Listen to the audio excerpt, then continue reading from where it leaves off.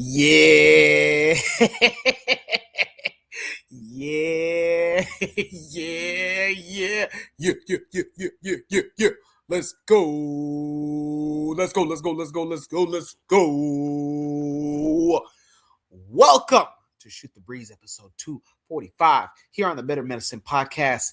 I am Jacadero, filling in proudly for Brother Koku.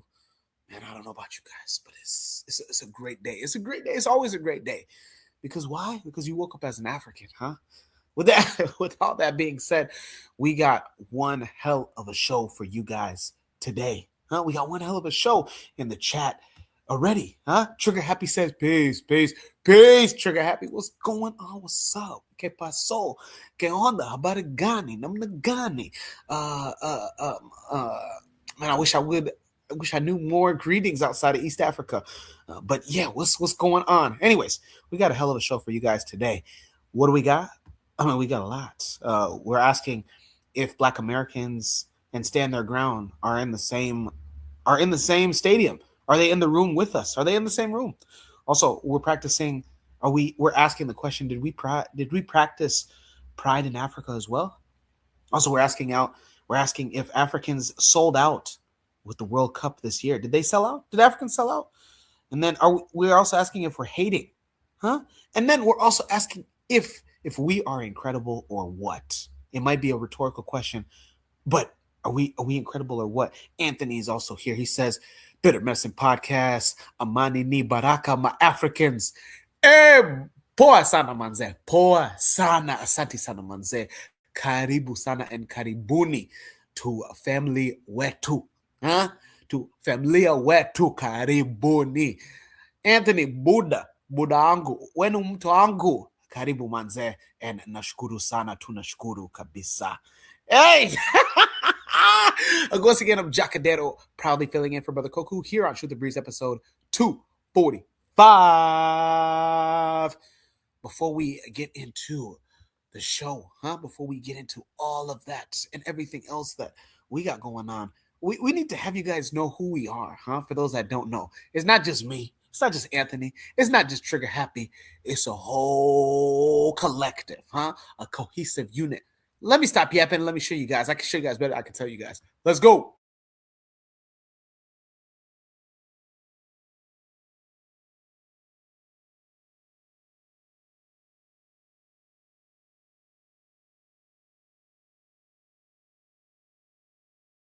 You are listening to the Bitter Medicine Podcast on KWAC Radio.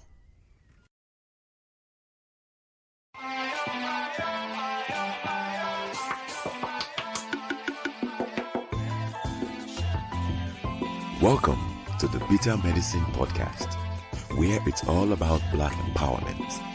Our show focuses on Black news and entertainment, arts, science, economics, history, people, and strategies that uplift, empower, and motivate Africans within the diaspora. And now, your host, whose favorite color is black, Goku. Hey. Come on, it's not Koku. I'm Brother Jacadero, proudly filling in for Brother Koku, though.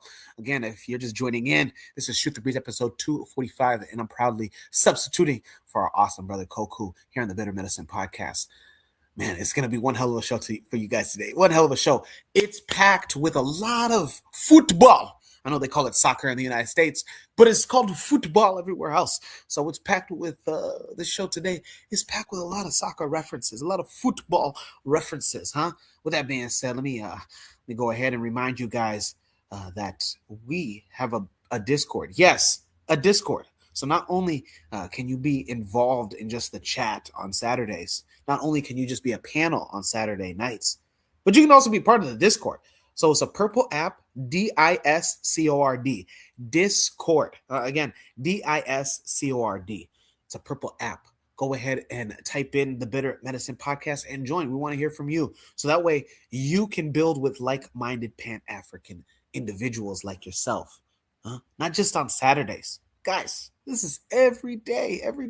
And also, what's great about the Discord for Bitter Medicine Podcast is that if you have topics that you want to have discussed on the Shoot the Breeze episodes, any of them, you can go ahead and do that in the Discord. How you like that? How you like that? How do you like that? Me, I love it. Yeah, you should love it too. Speaking of love, man, we're getting a lot of love in the chat. Lord of Slaughter says RBG.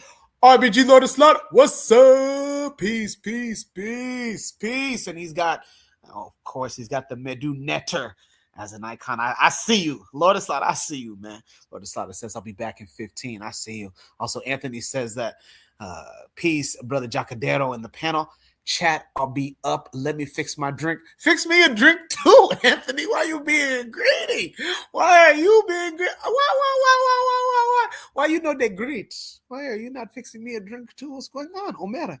What is not happening, Omera? How can you not fix me a drink? Matter of fact, let's see if you can help me fix a drink while we identify this station. Yes, it's not just Shoot the Breeze, Bitter Medicine. No. This is identified by a station. Let me get you guys familiar, and let's see if Anthony will be back to give me a drink as well. I want a drink, man. Come on, let's go. You are listening to the Bitter Medicine Podcast on KWAC Radio.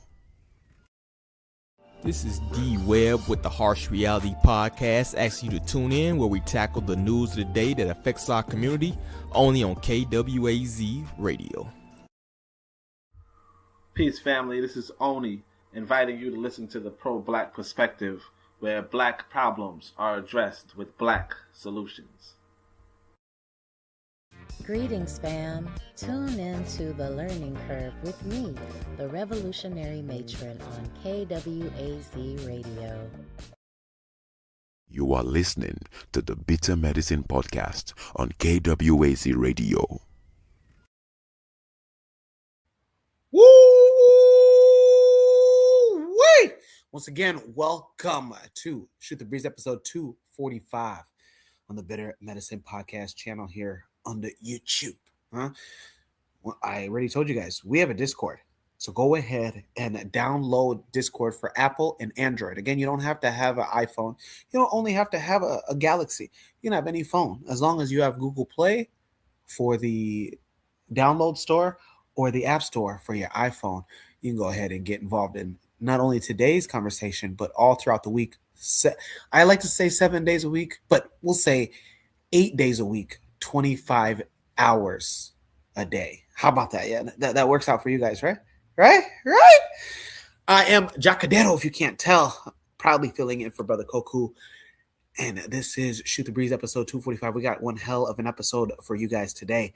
If you want to be a part of the conversation live, on air, go ahead and click the Discord link pinned to the top. It should look like that. It's a StreamYard link. And you can use any name that you want. I think a couple weeks back we had somebody named Billy Bob. And I don't know if they were actually Billy Bob. But you can be anybody. You can be anybody. If you want to be Billy Bob, you can be Billy Bob.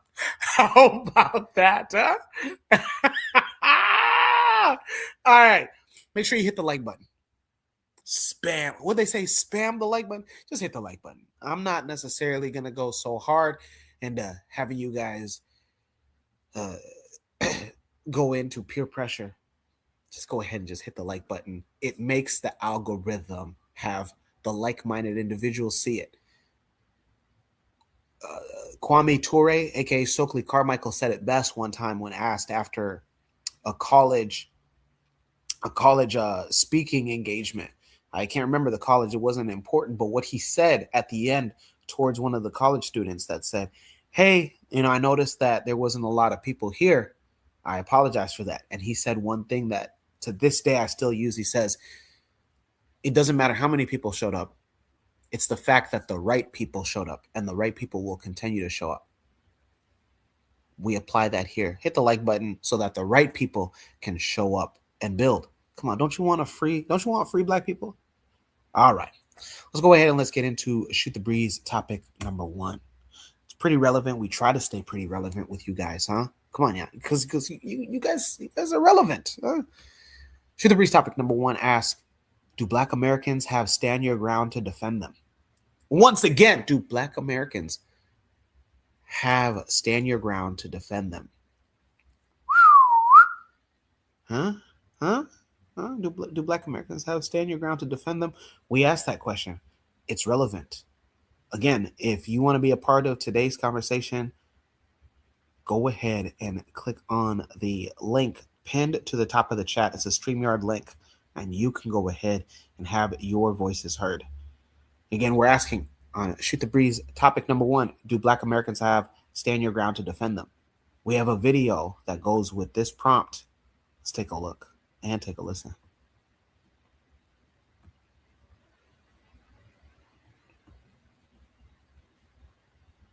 People are not understanding. Now, this is another thing that people are not understanding too, and this relates a little bit to the Chud the Builder case. People keep thinking that stand your ground means crash out, which it doesn't. You know, first of all, this situation wasn't a stand your ground situation. And even with the Chud the Builder thing, that's still not a stand your ground situation, technically. It could be seen as one, but right? In stand your ground cases, you have no duty to retreat, but in self-defense cases, you do have some duty to not escalate. That's the thing, right? And I hope you understand both points. So in stand your ground, if someone comes to you with an issue, you don't have to run away, right? You can stay there and protect yourself. And even if protecting yourself means even chasing, which that involved what happened with Zimmerman, right? That's even protected. It's pretty much the don't start none, won't be none law, right? But that's not self-defense. Self-defense usually is not escalating, which means not because someone punched you means you immediately shoot them. That's an unnecessary escalation that is not proportional, and then it's not self-defense. It's not covered. If someone pushes you, tells you to get out of the tent, or punches you, whatever happened, unless there's some other factors, you can't just pull out a knife and stab them. And again, I don't want, I'm not that familiar with every detail of this case. So I don't want to just like cast aspersions on how this kid handled the situation. Clearly wasn't good, but I don't want to use or trying to refer to facts that I'm not too sure of at this moment. But yeah, enough threatening violence. Once again, if you're just tuning in, I am Jacadero, proudly filling in for Brother Koku on Shoot the Breeze episode 245 on the Bitter Medicine podcast. It is Saturday, June 13th, 2026, without Pan-Africanism. And we're going into our first topic, asking, do Black Americans have stand your ground to defend them? We're going to replay this video clip. Once again, if you're not in the United States, or maybe you're in the United States, you have no idea, this video clip that goes with our first topic deals with the Carmelo Anthony case, where he was found guilty and also sentenced this week for the death of Austin Metcalf, saying that people completely misunderstood the self-defense laws and act like stand your ground is a license to crash out. This individual named DJ Academic Social Commentary gives his thoughts on stand your ground. Before we get into our comments here, I do want to state that we have the panel link pinned to the top of the chat. I know brothers are getting prepared. Sisters are also getting prepared as well. Do whatever you need to do. We're going to go ahead and play this clip again, going with Shoot the Breeze topic number 1. Do Black Americans have stand your ground to defend them? Trigger Happy says right away, so many tap dancers have been defending Austin in this case from what I've seen on the internet. Hey. And Trigger Happy, I don't believe is referring to tap dancers in a good way. I know that, usually if you're known as a dancer, it's usually a good thing, but I don't believe that Trigger Happy is classifying a tap dancer to be a good, to have a good label bestowed upon yourself as a Black individual. Again, we're asking, Shoot the Breeze topic number 1, do Black Americans have stand your ground to defend them? Let's play this clip once again with DJ Academics. Now, this is another thing that people are not understanding too, and this relates a little bit to the Chud the Builder case. People keep thinking that stand your ground means crash out, which it doesn't. You know, first of all, this situation wasn't a stand your ground situation. And even with the Chud the Builder thing, that's still not a stand your ground situation, technically. It could be seen as one, but they're not, right? In stand your ground cases, you have no duty to retreat, but in self-defense cases, you do have some duty to not escalate. That's the thing, right? And I hope you understand both points. So in stand your ground, if someone comes to you with an issue, you don't have to run away, right? You can stay there and protect yourself. And even if protecting yourself means even chasing, which that involved what happened with Zimmerman, right? That's even protected. It's pretty much the don't start none, won't be none law, right? But that's not self-defense. Self-defense usually is not escalating, which means not because someone punched you means you immediately shoot them. That's an unnecessary escalation that is not proportional, and then it's not self-defense. It's not covered. If someone pushes you, tells you to get out of a tent or punches you, whatever happened, unless there's some other factors, you can't just pull out a knife and stab them.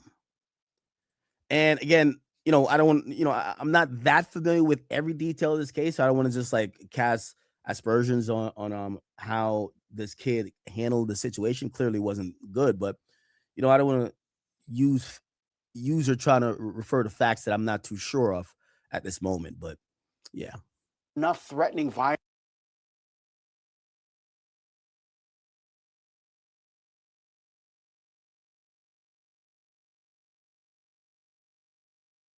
All right, once again, if you're just joining in, I am Jacadero, proudly filling in for Brother Koku on Shoot the Breeze episode 245 on the Better Medicine podcast.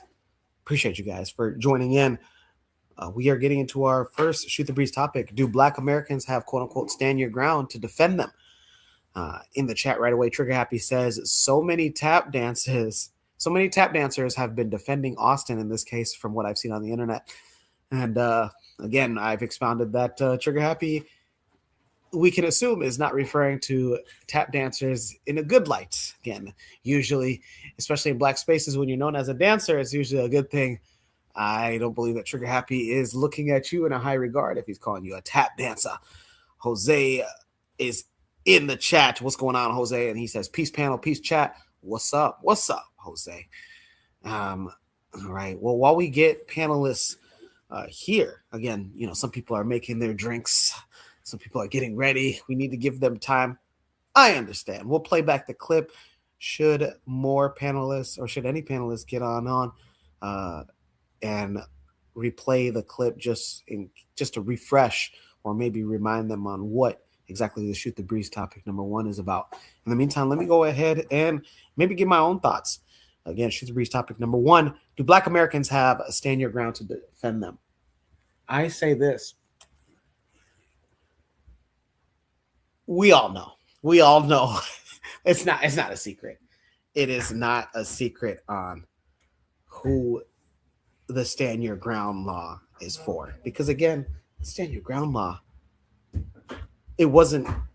I don't believe that the stand your ground law. I could be wrong. Please correct me if I'm wrong here. And then Brother Bakari, he enters in the chat. He says, peace and Black African power, Black African family. What's going on, Brother Bakari? We're getting into our first topic again. Shoot the Breeze topic number 1. Do Black Americans have the stand your ground? Do Black Americans have stand your ground to defend them? My own thoughts while we get our panelists up in the chat here. I don't believe that stand your ground was even written. I know it goes with each state because not all 50 states have stand your ground law. I know Florida for sure has a stand your ground law. We all were reminded with the George Zimmerman, Trayvon Martin case where George Zimmerman used the stand your ground defense for the murder case of Trayvon Martin, and was able to have him not see prison time. But in this case, again, if you're not familiar, the case of Carmelo Anthony and the crime that a jury had convicted him of the murder of Austin Metcalf. Stand your ground, it doesn't exist because I don't believe that it was written by us. That's number one. Number two,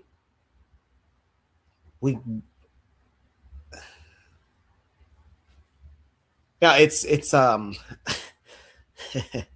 hate to relate everything to money, but in the United States, this is a capitalistic society.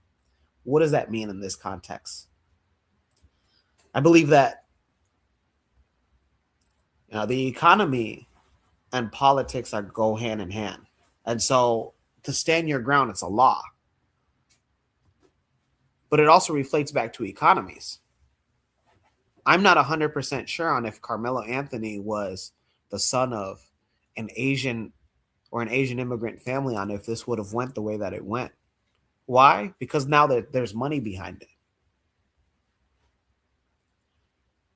This was tough. This was a very unfortunate situation. I don't know what it was, but I didn't see things going well for Carmelo Anthony in this case. Why? Just because it didn't look like it was going to be set up for him to make it out. I'm not sure on his defense team, the Anthony family choosing the legal team. I'm not sure. I didn't do too much research, but it was reported by some circles that he had a weak defense team. And so even with that being said, I just did not see Carmelo making it out, even getting probation, let alone getting off with a defense backing. But I could be wrong. Let's get into some of the panelists' thoughts. Brother Bakari, what's going on first? Welcome to Shoot the Breeze, episode 245. How are you? And then I'm sure you have knowledge about this case. And then asking the question on Shoot the Breeze, number one, do Black Americans have the quote unquote stand your ground to defend them based on what you heard? Certain situations, yes. Yeah, we always had the right to stand our ground. Hell yeah, always. Now, is the law gonna always be with us? Not necessarily, but we always had it right. But I'm gonna give an example when I say in certain cases, sometime I can name a place in Miami, right? Where this brother, he was in a restaurant ordering him some food, and then 2-3 Yorugus coming there ordering food. I used to have it on my channel, but you can't show us winning. They made me take it down. But anyway, and picked a fight with him and started swinging on him. And he pulled out his gun and he shot 2 of them. They ran, got in the car, drove off, had a wreck and killed themselves on the way to the hospital after being shot. And he stood there, waited for the police, took his carry license out, set it on the register and on the counter. And all the people from Waffle House was like, well, the other guys started it and it was 3 of them trying to jump him. But he actually killed the one guy where he was hit. They said they think he was going to die anyway, and the other one died in the wreck. But he actually shot 2 of them and got off. So do we have the right? We always had a right. By law, not all the time. But you always got the right to stand your ground, defend yourself, though, always. That's my take on standing the ground, defending yourself.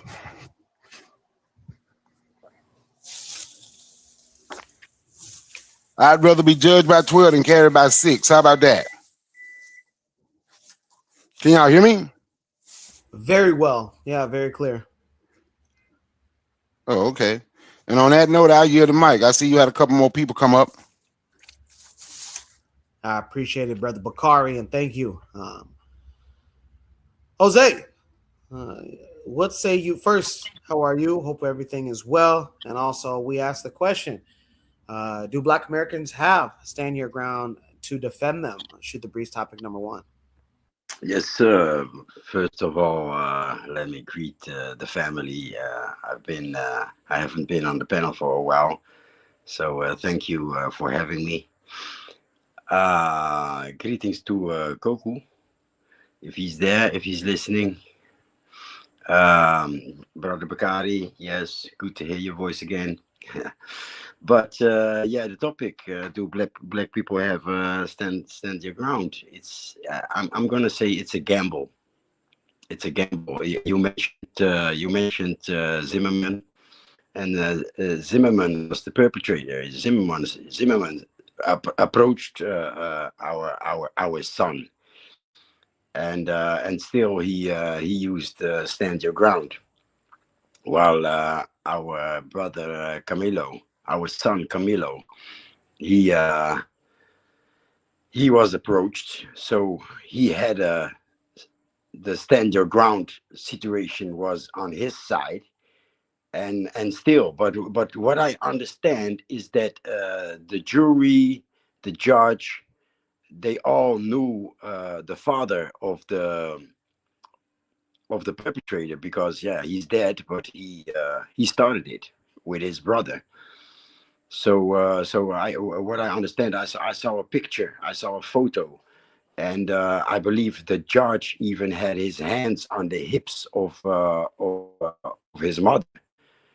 So, and they were all cozying up in the picture. Also, broad smiles, some grins here and there, but they were all very happy, shiny, happy people. The judge, the parents of the carcass, and the jury. So I don't know, man. It's maybe that picture is more familiar. I see it from a distance, and so I miss a lot of these type of cases. I assume you guys in the United States see more of it and more details. But to me, that picture was okay. Here we go again, and that was it. Yeah, well, I appreciate it, Jose. Just to give people a reminder, again, on Shoot the Breeze episode 245, I am Jacadero, proudly filling in for Brother Koku. The case that is being referenced in that clip that you guys see is a Texas County jury sentenced 19-year-old Carmelo Anthony to 35 years in prison on Tuesday for the murder of 17-year-old Austin Metcalf at a track meet, a high school track meet last year in 2025. It came hours after Anthony was found guilty of murder in the fatal stabbing. He faced up to life in prison. The jury had the option of finding him guilty of manslaughter or murder if they didn't find him not guilty. The two charges are distinguished by intent. Murder means the jury believed that Anthony knowingly caused the death of Austin Metcalf. Well, during the trial's punishment phase, Anthony's mother, Kayla Hayes, asked the jury for mercy. She said, quote unquote, "He's my oldest. He's my firstborn. He'll always be my baby, and I love him very much." And she asked if she believed her son had any regrets. She said, "Yes, I know my son. He was very sorry for what he did. Please have mercy on him." So during the closing arguments in the punishment phase, Anthony's defense attorney acknowledged how difficult the decision was for the jury and asked them to consider sudden passion in determining their punishment. They don't have to be sure, he said. They only need to believe that Anthony felt terror in the moment. The decision comes after both sides rested their cases, and Anthony's defense lasted 2 days. Again, just 2 days, Anthony's defense lawyers presented their cases and asked different witnesses, and ended without him taking the stand. Again, Anthony didn't even take the stand himself. So the prosecution argued that the stabbing was an unjustified attack on Austin Metcalf, while the defense said that Anthony acted in self-defense. But all right, let's get into Anthony. Anthony, welcome to the show. I hope you're well. And how are you? Also, asking the question on Breeze topic number one: do Black Americans have stand your ground to defend them? Hey, what's up? Hey, what's going on, Jackadero, man? Peace, brother. Peace to everybody. Yeah, absolutely. Absolutely. Every black person in America has a right to defend themselves, to stand their ground. I mean, it's like I would if somebody's threatening your life or threatening the life of your family, you then your rights as a human being to protect them. You know what I'm saying? I go back to what Brother Malcolm said, you within your rights as a human being to defend yourself and to defend your family. Somebody's trying to bring on, so you do whatever you got to do. Now, in this society, you could go, okay. I mean, whether the government is on your side or not, whether the government or whatever country is you're in is on your side of what? Either you're gonna live a free man, or you're gonna be a slave. You know what I'm saying? They told a slave he had no rights that the white man recognized, he couldn't defend himself. Well, if you're gonna be a slave, let him kill you. You know what I'm saying? If you're gonna be a free man, you're gonna do what you gotta do.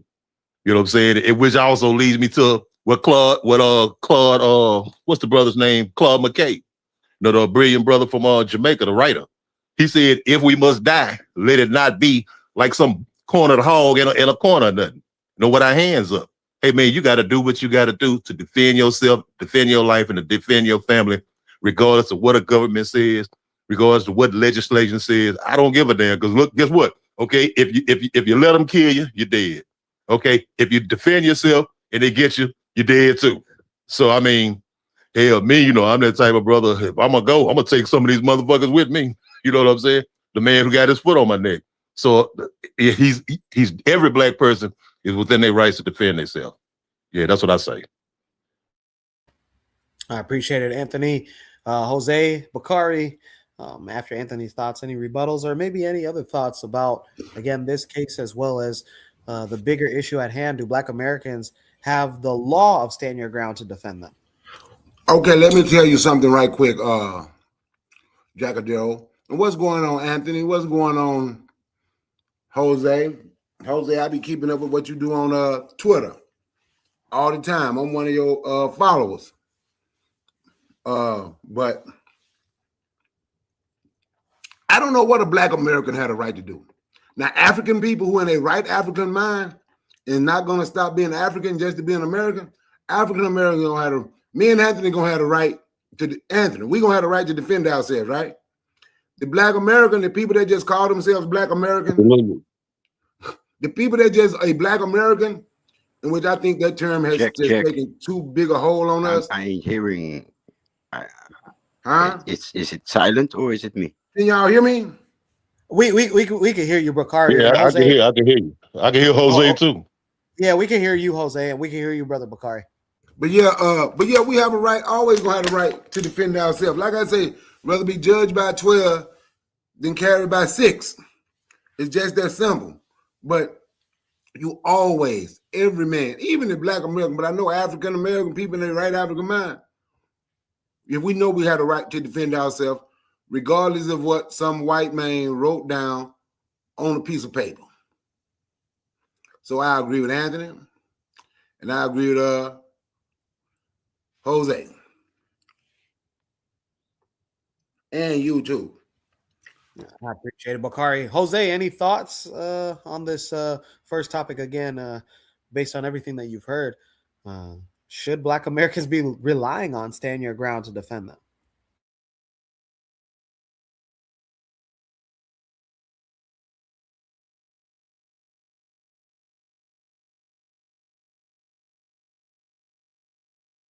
So Jose must be muted. It's either that or maybe. No, I'm not muted. I wasn't speaking. I was just checking if it's maybe the connection, but yeah, to the hosts, maybe some background music, the theme song of the show or something. Give us a sign. I'm not sure on what you're asking, Jose. I'm not sure, especially with the music. It depends on what type of music. This is YouTube. I know that YouTube can flag. In the past, I've had stuff in the background. Check it out, Cuckoo. What's going on? Jose, are you hear me? Might be just your connection.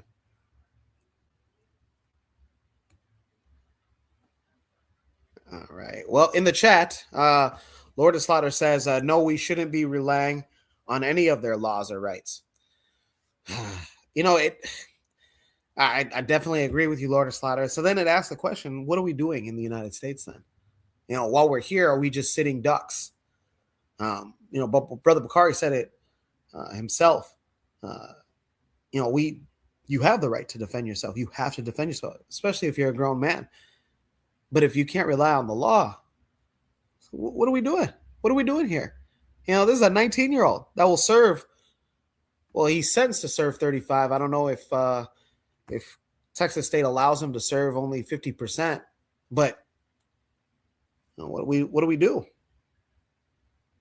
Maybe something for a further conversation. But nonetheless, go ahead, Brother Bakari. Can I say one more thing about something you just said?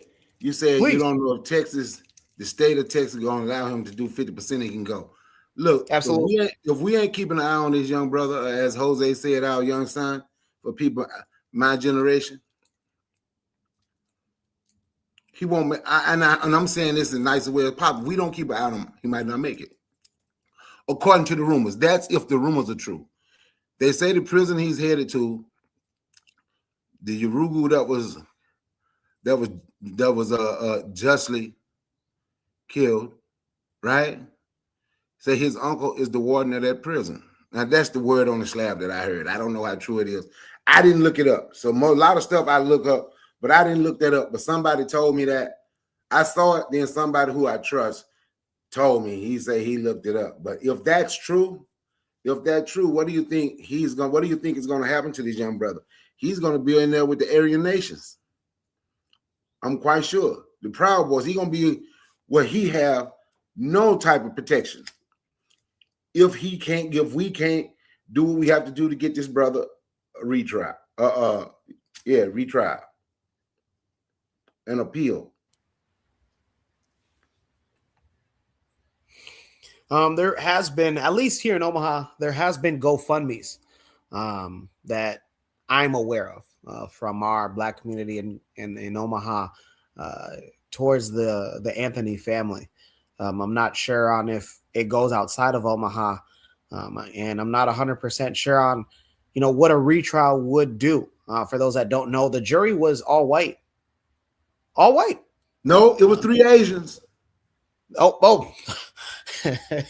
Even though I consider them white, but most people don't. So let's get it. It was 3 Asians on there.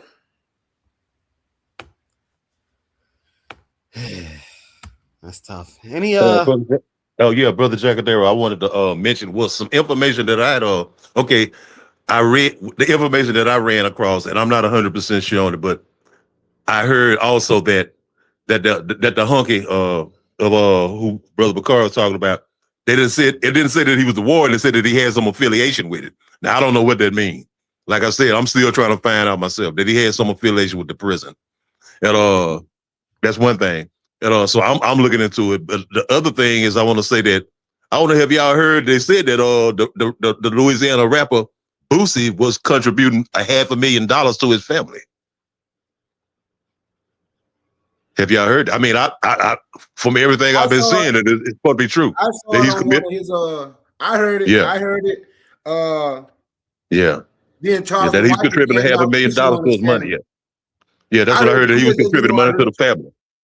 Yeah, exactly. So I just wanted to throw that out there, too. And another thing, one thing, well, I know everybody don't know how this prison politic thing go, but having experience of it myself, you have like in these prison systems, especially like in the Texas prison system, I have friends who did time in the Texas prison system, and yes, you have racist white gangs like the AB.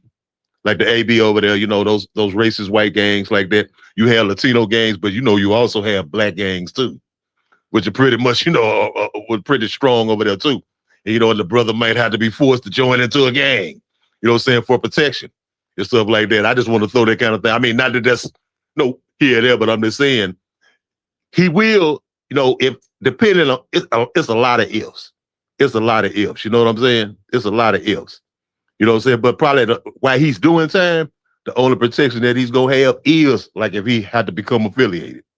with something. You know, it's just like if you know about the prison system, now how we have it here in Louisiana, how it is in California. You know, it's a racist prison system where, you know, what blacks with blacks and white was white and Latinos were Latinos. So he might have to do something like that.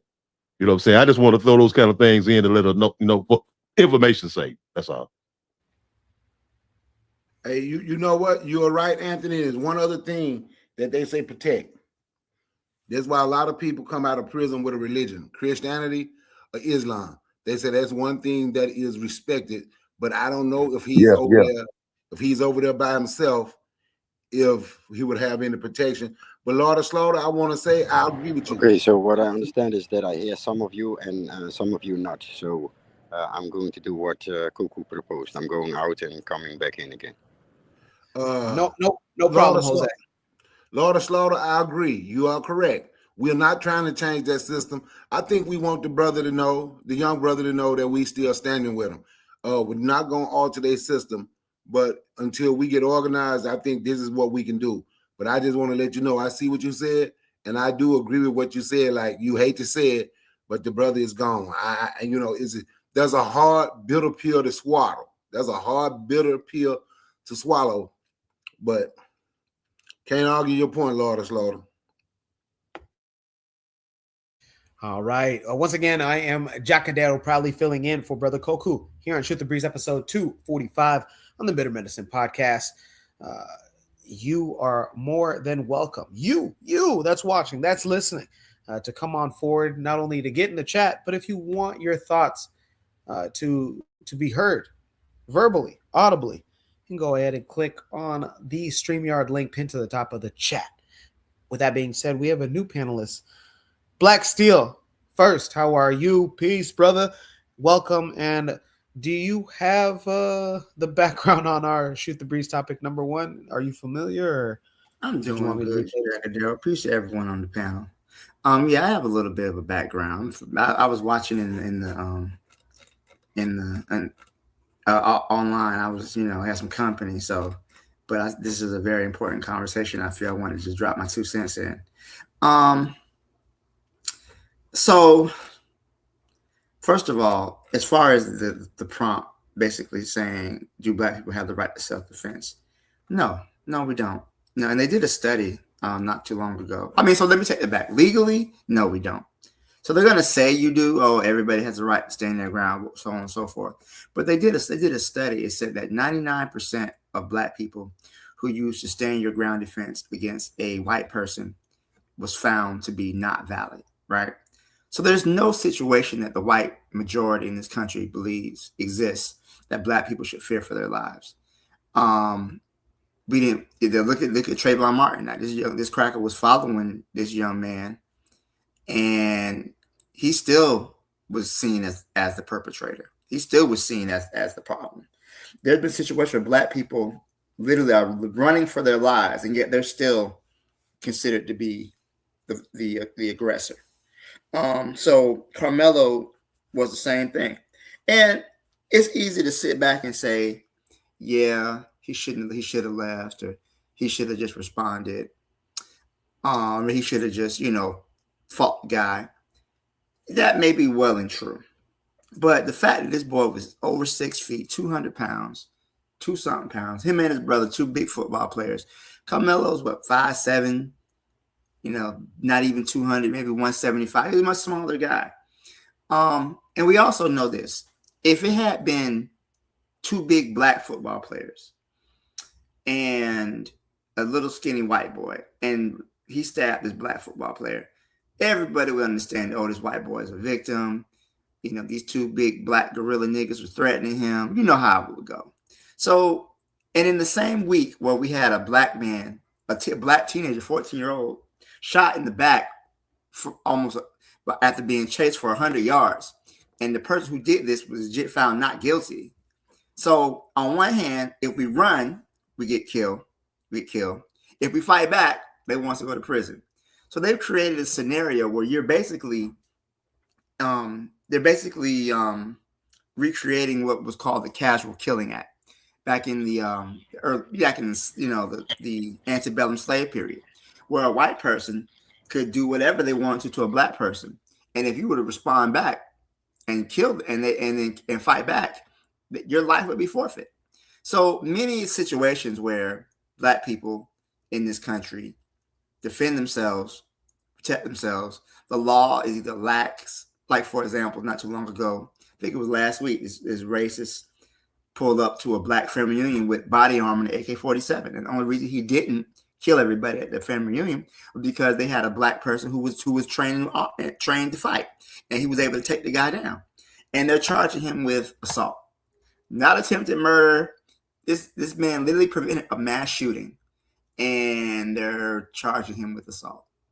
So out on bail already. I don't mean to cut you off, but he out on bail already. See, he's out on. Now think about it. We understand how this is. However, I would still say this. We still got to fight back. I don't care what laws they pass, right? Laws only have power if they're enforced. I am not going to sit back and let myself be murdered or a lamb led to the slaughter, okay? What's the saying these crackers like to say? It's better to be judged by 12 than carried by 6, right? Basically, mean it's better to have your day in court than have people putting you in the ground. As much as I hate what happened to Carmelo, and I believe this young man was railroaded, and they're going to try for an appeal. They're in Texas, so I don't know the success of that appeal. But I will say he definitely deserves a new trial. The fact that they struck all the Black jurors from the jury, the fact that the judge knew the family, the fact that his friend, his quote unquote homeboy, lied under oath, right? He said he didn't really know Carmelo like that. Turns out the young man is his girlfriend's cousin. They done hung out 3 times the month before. He was the one who invited him in the tent. You know what I'm saying? But all of a sudden he don't know it. My son thinks they were trying to set Carmelo up to get jumped. That's what he believes. And then he fought back and he killed the one boy. Keep your hands to yourself, man. There was no reason to press that man. You know, if he wasn't supposed to be in your tent, you go get a teacher. You go get somebody who's an admin. That's not your place to tell him where he can and can't be. You're not his father. But the idea that white people really do believe in their hearts that they have the right to police Black bodies. They have the right to tell you where you can go and where you cannot go, where you can sit and where you can't sit, right? And that's really the whole impetus behind this. This white boy felt he had the right to tell a Black boy where he could and couldn't be, right? And Carmelo refused to go out like that. Yeah, he could have said, you know what, it ain't worth it, man. I'll just go ahead to another tent. But in that moment, he didn't feel like he had to. And you know what? It comes a point in everybody's life where we're just not taking it anymore. Black people, we're sick of it, right? You don't own us. You can't tell us what to do. That white boy, I don't know who he felt he was, who he thought he was. But at the end of the day, he's dead. Carmelo got 35 years. They say with good behavior, he can be out 17, right? But Metcalf ain't never getting up out of that grave. 17, 35, 100, he's never getting anything out of that grave. And I'm just looking at it like this whole situation could have been avoided. But, you know, Black people don't have the quote unquote right to self-defense, but you better take it anyway. We have to realize where we are. We in Jim Crow. I want to say Jim Crow 2.0. I think we might be in Jim Crow 3.0. I think that we got to really understand where we are as African people in this country and what we need to do to survive. And some of us may be lost, but it's better that some of us be killed in body than all of us be killed in spirit. And that's really what they're going for. This young man had to do what he had to do. I wish for a different outcome, but I had a feeling, my spider sense tingling. He was cooked from the minute they picked that jury. I'm surprised his attorney didn't ask for a change of venue, have it in another county because it's so charged. And that lawyer they had, he was garbage. He didn't try to cross-examine anybody. He didn't even call Carmelo up to the stand to tell his side of the story. And if you're claiming self-defense, they want to hear your side, right? Why did he even bring him up on the stand to say something? Even him carrying a knife. But now he in Texas. Texas is an open carry state. I can walk into the goddamn Dunkin' Donuts with a rocket launcher on my back, according to Texas law. If that's what I want to do, it's an open carry state. So they're trying to say it was premeditated. At the very worst, it should have been manslaughter. But him saying, what did he say? Him saying, "Touch me and see what happens," was his example of premeditation. It's all nonsense, man. It's all nonsense. The young man was railroaded. He deserves another trial. And he needs some competent attorneys as well, because this is a complete sham job. So thank you so much. I'm still here. I'm gonna go ahead and let the next person talk. Thank you. Appreciate it, Black Steel. Fellas, gentlemen, and also ladies that are in the chat, you're more than welcome to go ahead and get on to the panel. The link is pinned to the top. But fellas that are currently on the panel, any rebuttals or any added statements to Black Steel's thoughts? One more thing I'm going to add to what Black Steel said when he talked about the white boy shooting up the family reunion. That was in a little town in Georgia. And he said he had someone trained.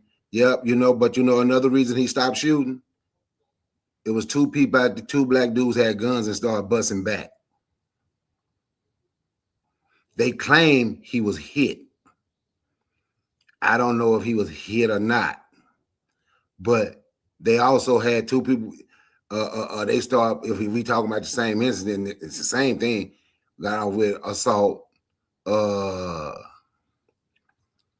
With assault, he made bail already. But yeah, two black people start busting back, and that stopped his shooting.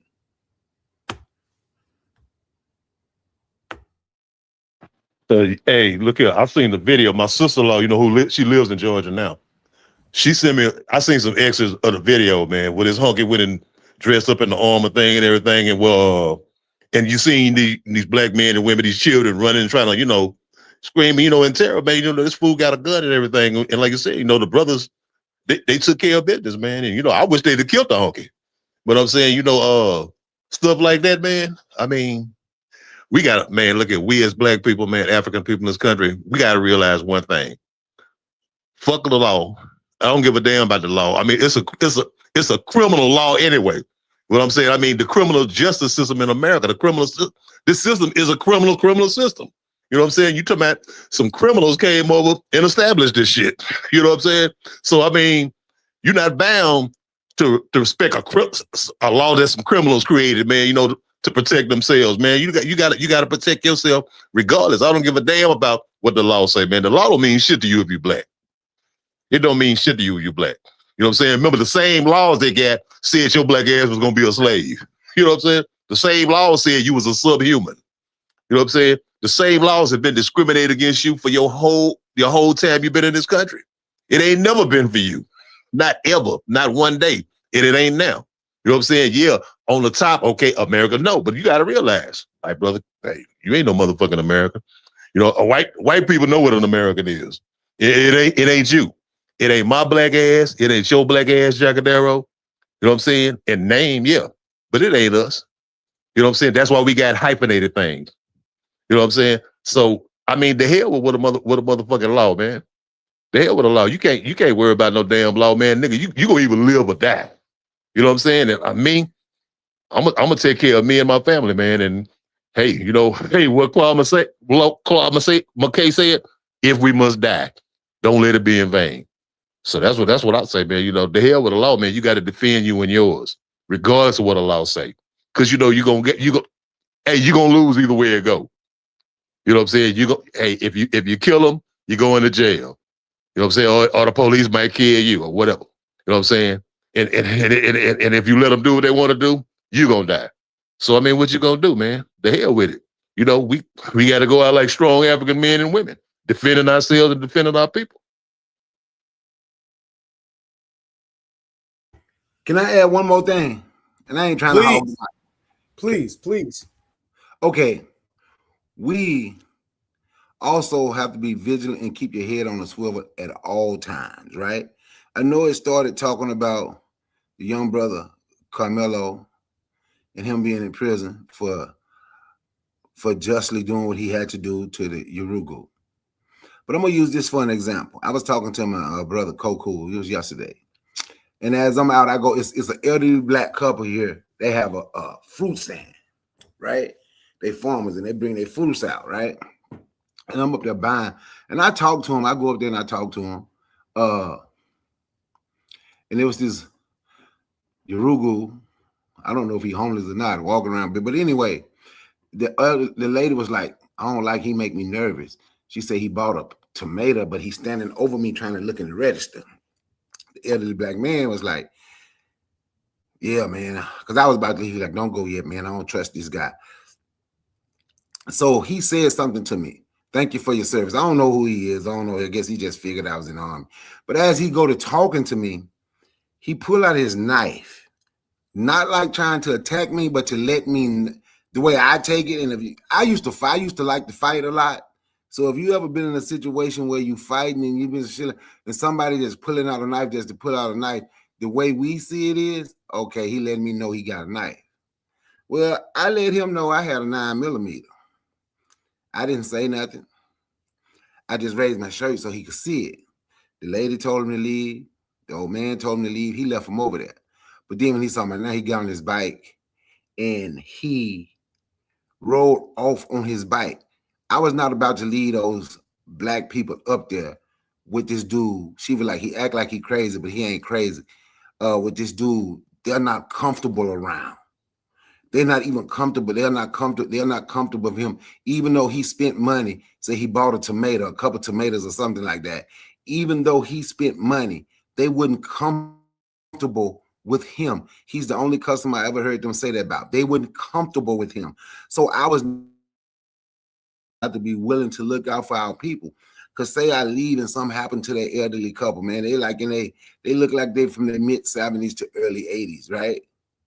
So what if I leave and something happened to them, man? We have to be willing to. So you know what? We're gonna look out for one another. We're gonna look, because I was not leaving till he left. But I made sure, like he made sure he let me know he had a knife. I made sure I let him know I got a 9mm. And those are the things I think we're gonna have to do, protect one another.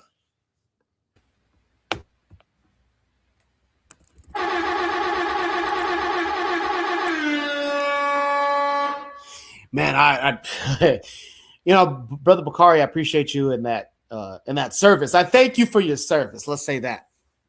One of the things that it reminds me of is that before my mom moved back to the Midwest, we actually used to live in Houston when my parents separated. And so she stayed in Houston when we were brought back to my dad's here in the Midwest. And I asked her, I said, before you moved back to the Midwest, what? And in the chat, man, they loving you, Brother Bakari. They saying, that's what I'm talking about, Bakari. I asked my mom, I said, what was one of the things that you missed about Houston? And she lived in Southwest Gessner, for those that are familiar with Houston. And she said that one time in line at the gas station, there was a Mexican that tried to jump in front of her in line. And she said that she was going to speak up for herself, but two, I don't remember how old these brothers were, but she said two black guys came in and said, yo, what you doing? To the Mexican. And then the Mexican said, oh, and he acted like he didn't see my mom. And she said that, you know, the real feeling of community. Not to say that necessarily wouldn't happen here in the Midwest, but just the fact that not one, but two brothers who didn't even know each other said that, you know, spoke up and said, hey, what you doing? You know, you ain't about to just jump this lady, you know, like in front of the line. What's wrong with you? Where's your respect? And Brother Bakari just reminded me of that, you know, that sense that, you know, we really have to be together. I don't know if this applies with Carmelo Anthony's situation, because Black Steel, I'm glad that you're a teacher, because when I first heard this case, I said, I'm going to be honest. I said, what type of shit has Carmelo Anthony been through for him to bring a pocket knife to a track meet? I was a track runner myself, 100s and 200s. There was never a thought in my mind. I grew up here in the Midwest. I never had an inkling to bring any type of weapon, let alone a knife, to attract me. So what type of tormenting? It's almost like, did these two know each other? Like, why did he feel the need to bring a knife? And again, I'm not blaming him. I'm more like saying, what is going on in some of these places in the United States? Maybe you guys can expound on that. But Black Steel, when you talked about this, like, being an educator, I gotta ask. I know we're spending a lot of time on topic number one, but I gotta ask: do you, as a teacher, sometimes see situations where you're like, I'm not 100% sure on if these two students get along with each other, and the last thing I need is for them to have a situation now where police are involved? Has that happened? And again, we're going off topic here, but again, Carmelo Anthony initially brought in, the reason why we're even talking about this is because he stabbed this white boy. Well, we have situations where we have what's called the no contact order, right? If two kids have gotten into a fight, they got into a disagreement multiple times, then we have it set up to where there's no contact. Like, they have all their classes separated. Or if they have the same class, they'll let us know. The admin will let us know that that they're not able to work together. Don't sit them next to each other. So we do have situations in place where two kids have altercations or have history. Then we can separate them. That's something they do have in place. But they didn't go to the same school together, and I don't know if they did have history.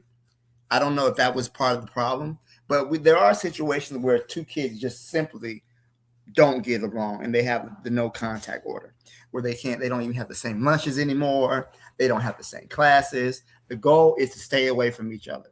And, as teachers, we got to kind of look out, see if because kids talk, and if they trust you, they'll tell you. We got a whole thing in my school where there is a fight. The kids like to record the fight and post it on an Instagram page. So every school got a fight page where they go back and they show the kids fighting on Instagram. They post the videos. It's quite, I don't even know what to say about that. But the whole thing about the admin, they do have it set up to where, no contact orders. You can't stay over there. You can't be around each other. That's something that they do. Yeah, I feel like if they had history, they went to the same school, there might have been. But I think that, I don't know the whole history behind it, because again, Carmelo didn't take the stand. We don't know his side of the story. It was just crazy as the attorney. Why you let them formulate this lie on you, or you didn't even get a chance to tell your story? Who was their attorney? He was an asshole. Yeah, and I hear what Koku's saying about Black people in America should go. Man, there's 50 million Black people in this country, if not more, right? If every Black person, if 1,000 Black people decide to go back every year, what country going to take 50 million Black people in? This might be an individual solution, and I'm not saying that it's as an individual, yeah. But for all of us, no, man, that's not happening. That's not happening. 50 million. Look at what's going on in South Africa now. They don't like the few foreigners coming in their country now. You think if 50 million Black people into Nigeria, Black Americans, it would be smooth? Man, it would take us hundreds of years to even consider such a plan.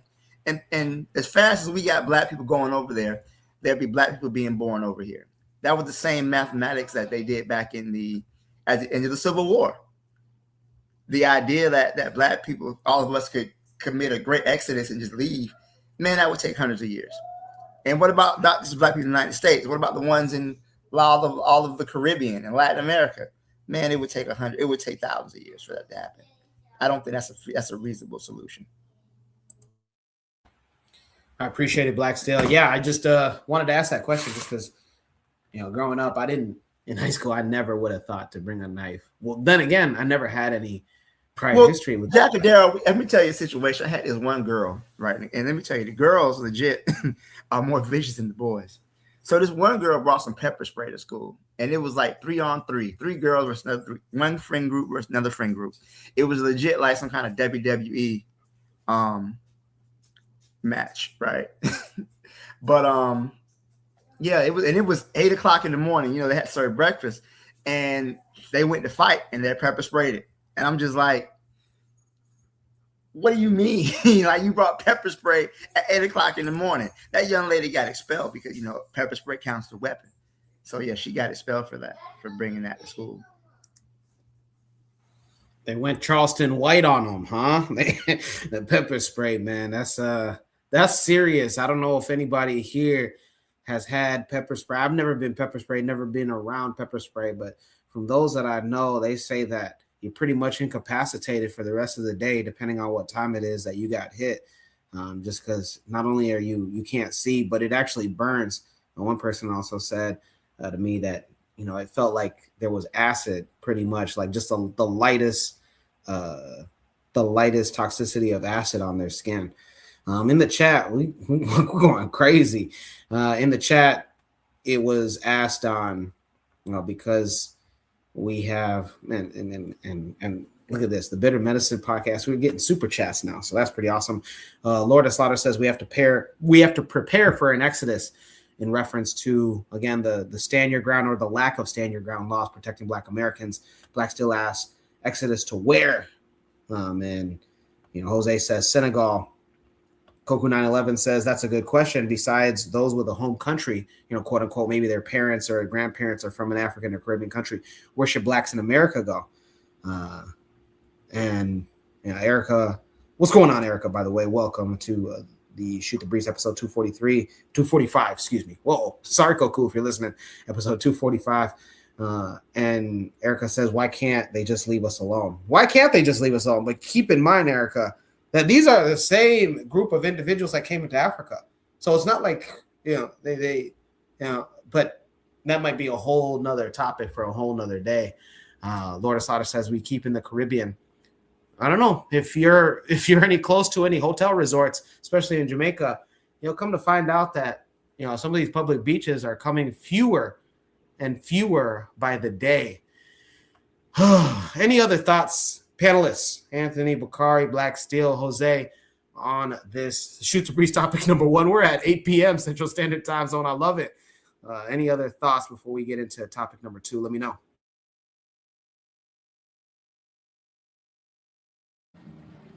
Nope. Let's move on to the next one. All right. Well, it is June here in the United States. I only laugh just because it's interesting. You know, once June 1st starts, it seems like, you know, the different companies, right, whether clothing companies, beverage companies, they start to embrace a certain community here in the United States. But then once July 1st comes around, oh man, I'm having sound problems again. I'm out and in again. Oh, sorry. Give me a sec. All right. But yes, once July 1st rolls around, that same group isn't being highlighted by companies. You're probably wondering, Jacadero, what are you talking about? How about this? Let's go into Shoot the Breeze topic number 2. And we're asking, did we also practice, quote unquote, pride in Africa again? Fellas, ladies, relax. This is not necessarily an endorsement, but is asking the question. And again, it's brought to you with a video from one of our conscious brothers, our Black conscious brothers. You've probably seen him on social media if you are, what do they call, chronically on social media. And he may bring evidence to practicing pride in Africa. Again, I'm Jacadero, probably filling in for Brother Coco on Shoot the Breeze episode 245. Hit the like button if you haven't already. It makes the algorithm show to like-minded individuals. Let's go to Instagram for our video that goes with the Shoot the Breeze topic number 2. Did we also practice pride in Africa? Stand by. Before colonizers pulled up were called Maduko Dako, and they represented a distinct pre-colonial third gender status among the Langi people in the neighboring Teso and Karunga. This is in northern Uganda, and it's important that we understand this history, the Pride Month, because a lot of y'all are lost in the sauce of Western heteronormativity. Before I go any further, I'm a little country, so my Texas drawl and Southern vernacular make the enunciation of some of these words a little so I apologize if I'm butchering any of them. Now, back to this pre-colonial history. The Maduko Dako was assigned male at birth, and these individuals were considered womenized men who wore women's clothes, adopted traditional female roles, and were socially and legally permitted to marry men. Before the British brought their beans and toast colonial ways to the shores of the Nile, before the word illegal was stamped on to love, we had an understanding that was more inclusive, that understood for the community. On the lands of the Langi, the Tosa, and the Karomju of the, I'm saying that wrong, Karomju, in the northern Uganda, there existed a truth that many were taught to forget. You should really show this video to somebody that believe effeminate men in our community comes from the European. Show them. Now, just sprinkling some linguistic context, the term Maduko Dako translates literally to effeminate males or womanized men. And the practice was also observed in the neighboring tribes throughout northern Uganda. They were viewed as an accepted part of the community's gender and social diversity, rather than them being marginalized and rather than them being always erased. They cooked, they cleaned, they cared for children, they worked the land. Not in shame, though, but in full view of the villages. It was the Europeans that brought their deviancy and marked it onto their bodies. And when they loved men, that love became marriage, legal, socially sanctioned, celebrated. Do you understand? Historically speaking, a man could take a Maduko Dako as his wife and no elder raised the spear in protest. Because the Langi and some of their neighboring tribes understood that gender is not a line, but it's a landscape that we all can paint on our own canvas. A lot of scholars talk about how gender is performative, but contrary to popular belief, a lot of our ancestors believe the same thing. This is the part that's gonna piss some of y'all off. In this culture, they believe that this identity came from God, that it was innate and it was not invented. Some even participated in rituals that stimulated menstruation. And this was observed by an anthropologist by the name of Jack Drumberg. He was a European, but it happened in 1923. So fully did they embody their lived womanhood, and it had nothing to do with the way that we mark on Western identities on our bodies right now. When I first got into the conscious community as a youngster, I was told that the gay agenda in itself was an attack on the Black family household, where it made me believe that the mere presence of same gender loving, effeminate man was a mere attack on my own identity, and I had to unlearn it. And I hope this video can help y'all unlearn it too. The Maduko Dako wasn't just tolerated, they were celebrated. In some instances, they were even envied. A living reminder that the Creator does not make mistakes and that nature loves the variation, because the most effeminate man in East Africa before colonizers pulled up.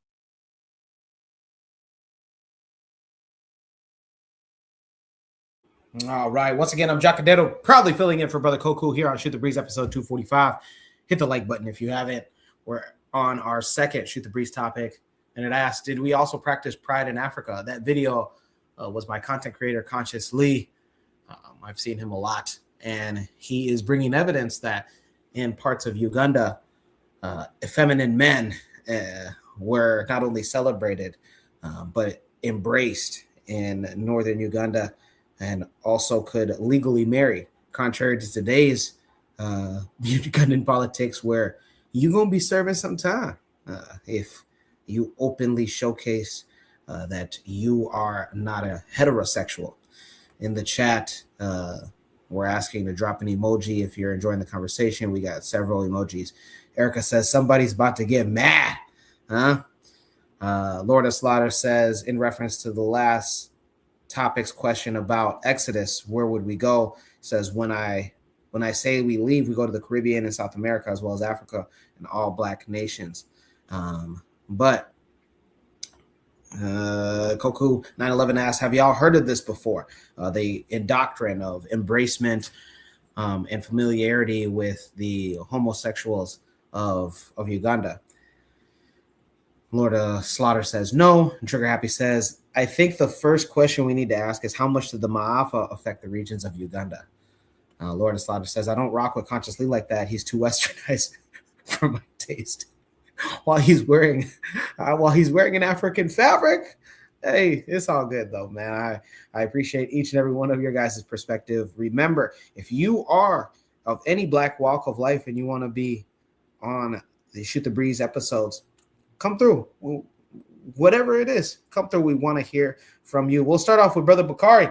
Brother Bakari, from what you've heard, what you've seen, we asked the second question. Let me see if I can even find it.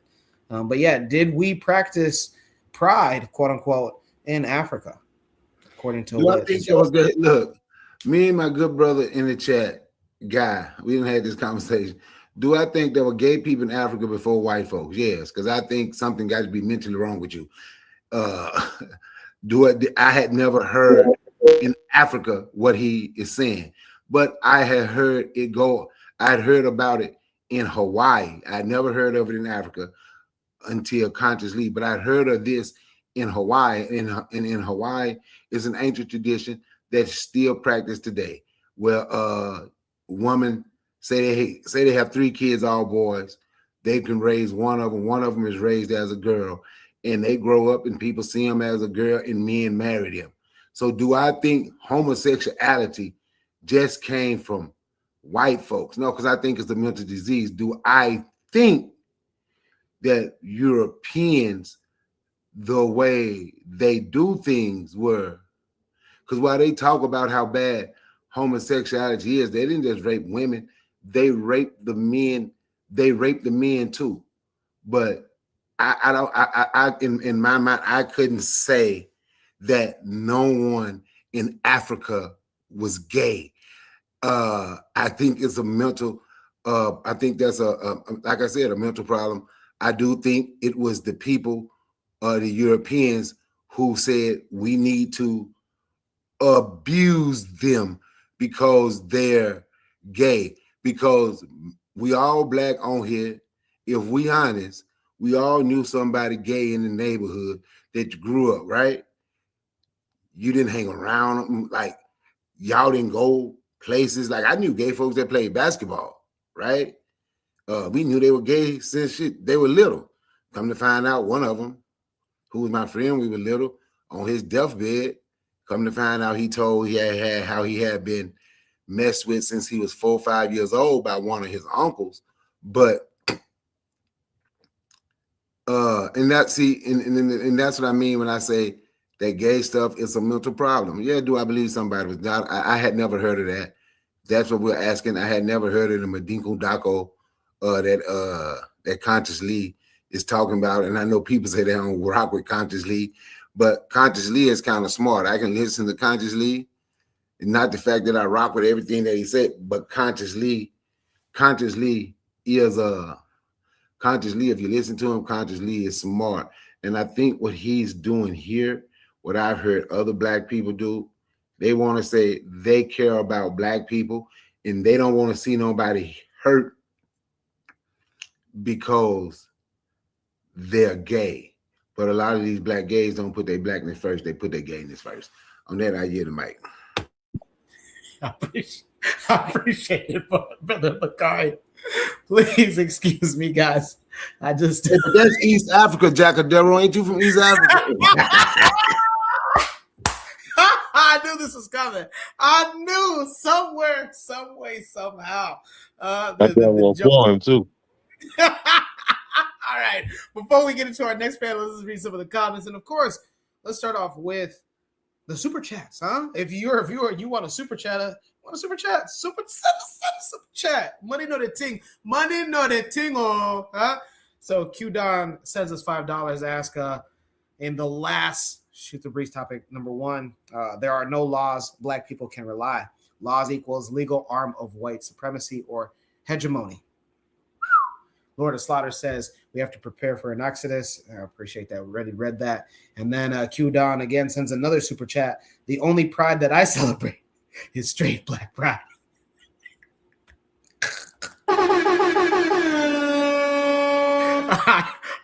I see Q Don. All right, let's go ahead and in the regular chat. And again, you don't have to contribute to super chat. It's nice, but you don't have to. Lord Slaughter said gay people deserve human rights, but they don't get to make themselves a fake woman. I knew this was kind of getting I knew that this topic was going to was gonna bring out a lot. Triggappy says also when this topic happens, lots of feminists or feminist leaning people typically misinterpret African cultural practices all the time. Like a woman to woman marriage was mostly about surrogacy. Oh, so meaning, hey, I can't have a kid. You want to go ahead and you want to go ahead and have the kid for me. Was that what you're referencing, Trigger Happy? I don't know. Black Steel, what say you? Are you in the ideology or in the thought that we practice pride in Africa prior to colonialism? Well, let me say this, man. This is my thoughts about this. There were there were people who were homosexual prior to European colonization. I don't think that's something that is completely unheard of, right? I mean, gay people exist everywhere. Homosexuality is found in nature. So I don't think that's something that is completely, alien to our culture. But I don't think that it was celebrated. It was more like, okay, y'all do y'all thing. They weren't having parades or whatnot. This to me, here's the thing, man. This conversation about, gay people and okay. So let me say this. I don't think gay people should be mistreated, hurt, harmed, anything else like that, right? I'm sorry, my nephew's here. Be quiet, boy. Anyways, I'm not a fan of mistreating gay people. I believe they should be treated well. However, there was not this celebration. It was more like, okay, it existed. And Africa is a big continent, right? Every culture dealt with different things differently. So who's to say what was being done in West Africa might be being done in South Africa, East Africa, North Africa, the huge Central Africa, huge continent. But I'm at the point, I'm like, okay, so what? So yeah, they gave it back then. Okay, so what? What you want us to do with that? That was hundreds of years ago. I can agree that gay people should be, shouldn't be mistreated. They shouldn't be hurt, harmed, or whatever, and leave it at that. I don't feel the need to just constantly bring this. I don't know. It's just, to me, it just seems like we got bigger fish to fry. Like we are legit under genocidal oppression. The gay stuff got to take a back seat right now. We doing triage, okay? So I can agree. I can agree that gay people shouldn't be hurt or harmed, but I also agree we got more important things to worry about. And I just that's just my thoughts on that. I'm not well versed in the history of pre-colonial Africa to say he's wrong or right. If he's right, so what, man? Like, again, we got more important things to worry about. I guess he's trying to say we shouldn't oppress gay people. Okay, whatever, man. But again, we got more important things to be concerned with. So that's my thoughts. I'll leave it there. I appreciate it, Black Steel, and say what's up to the nephew for us, huh? Q Don says consciously is an ally of the Alphabet Crew. I don't really rock with this content.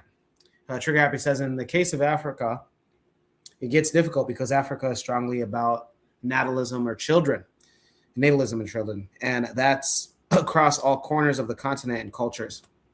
Lord of Slaughter says, I think that we should take the Canary Islands and give it to the gay.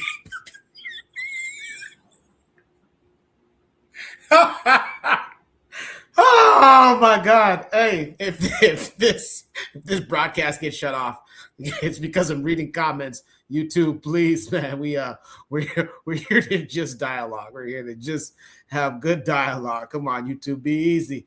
Let's go ahead. Let's go with Jose. Jose, what say you? Did we practice, from what you've seen, what you've heard? Did we practice pride in Africa prior to colonialism? Unfortunately, I didn't hear the previous speakers, but I'm logging in, I'm logging out, logging in, and each time it's somebody else that I don't hear. But this brother is doing too much. This brother is doing too much. I think I've seen documentaries or shorts about this tribe. And I don't remember marrying. I remember them dancing, wearing women's clothing, and even some type of makeup, jewelry, etc., and dancing. The suspicious dancing, like shaking butts and shit. But I don't remember anything about marrying. And then he goes like he pushes it further, like, yeah, neighboring tribes also, blah blah. I was listening. In my opinion, I was listening to blah blah to somebody. Some of these influencers they do too much. You know, they want to be special, or they want to bring something shocking or controversial. And I think he was on that tip. Toi, or what you call pygmies. Their women have several men. Should the whole continent do that because some tribe in Congo does that? Come on now, come on now. You know, influencers need the shock value or the controversy, and that's, in my opinion, that's 100% what we were looking at. Hotep shit, you know, Hotep shit. Let me put it that way. Thanks. I appreciate it, Jose. You got people in the chat enjoying themselves. He said suspicious dancing. Our matron, awesome. What's going on? Our matron says gay people were there. In reference to Shoot the Breeze topic number 2, did we celebrate Pride in Africa prior to colonialism? Gay people were there, but our matron says that. But the way that the gay agenda is shoved down our throats, pause, pause. And the way that the gays want their rights to supersede black rights is wrong. Trigger Happy says usually different forms of poly relationships is due to population numbers. Anthony, what say you, man? From what you've seen, what you've heard, you said you're familiar with Conscious Lee. Did we have pride in Africa prior to colonialism? Okay. First of all, I want to say, hey, Jose was hilarious, man. He'd be cracking up, man. Oh man, Jose had me cracking up. Okay, I know that brother, man, consciously, he a pretty good brother, man. And like, okay, I think what he really was trying to do, it was like, the homophobia thing that we have like in our community. You know how it is among us black people, us African people. I remember I had Haitian friends, brothers from Haiti. Like in Haiti, I remember he was telling me about growing up in Haiti. Like they called certain guys, who was back in the day we called them, the names that we called them. Well, they said in Haiti they called him a Volkswagen. So he had a motor in the back. You know what I'm saying? That's what they call a gay guy, a gay person. They called him a Volkswagen. We had our names, but I think there is like a element of the I don't want to say black gay people, but I want to say this just like like you was looked at as weak. Oh, that's a weak dude. And we know any of us, me, Black Steel, Brother Bakari, we all can tell you, all us growing up in the black community, especially we growing up in church, Brother Bakari can tell you, look here, did nobody have no problem with that old sissy in the choir. You know what I'm saying? They led the choir. You know what I'm saying? We all us and everybody knew it was a sissy, and then nobody messed with. As we called them sissies back in the days. So I'm saying it's always been a thing in our community, and yes, in parts of Africa, like Black Steel said, it's a huge continent, 12 million square miles, millions of people, many different groups. Of course, there was in some places there was something like that. You seen something like that. Of course, there was some gay people somewhere. You know what I'm saying? Don't get me wrong. I'm not on the alphabet team. I mean, I respect all black people's life. You know what I'm saying? And I don't want to see nobody get killed. But I mean, I ain't pushing that agenda. What I'm saying though, I think what Brother Conscious Lee was doing, he was trying to basically like, they still black. You know what I'm saying? And we want to have this thing, we need to deal with this thing. We have all these intersectionalities, like this homophobia thing, like the patriarchal thing, feminism, all these intersectional things that really, in my opinion, is something to throw us off and to keep us from getting where we want to get at. Okay, that part being said, I remember what Brother Bakari was saying about that third gender thing. I ran across that before, and you see it a lot in India. We had this third gender thing in India, where you see that at. It was something I was looking at. I ran across on TV, and I was saying, I'm like, damn, because at that time they had this whole tradition thing of what you read in the Bible called eunuchs. These eunuchs, these castrated males. You know what I'm saying? And we know that the Arabs did a lot of that stuff with African men. in the Arab slave trade in East Africa and in the Red Sea, the Indian Ocean basin, where they would take some men and they would castrate them and have them over harems and stuff like that. You know what I'm saying? So we seen that part right there. And in the Pacific, and among Samoan culture, and like in Pacific Islander culture, like in Hawaii too, what Brother Bakara mentioned, I seen it before then too. You know, I seen that kind of thing about this third gender thing, and it was kind of like it was almost kind of like a population control thing, like for, because these people lived on islands, and want to overpopulate and stuff like that and use about it was something to do with. I don't want to get too deep into that.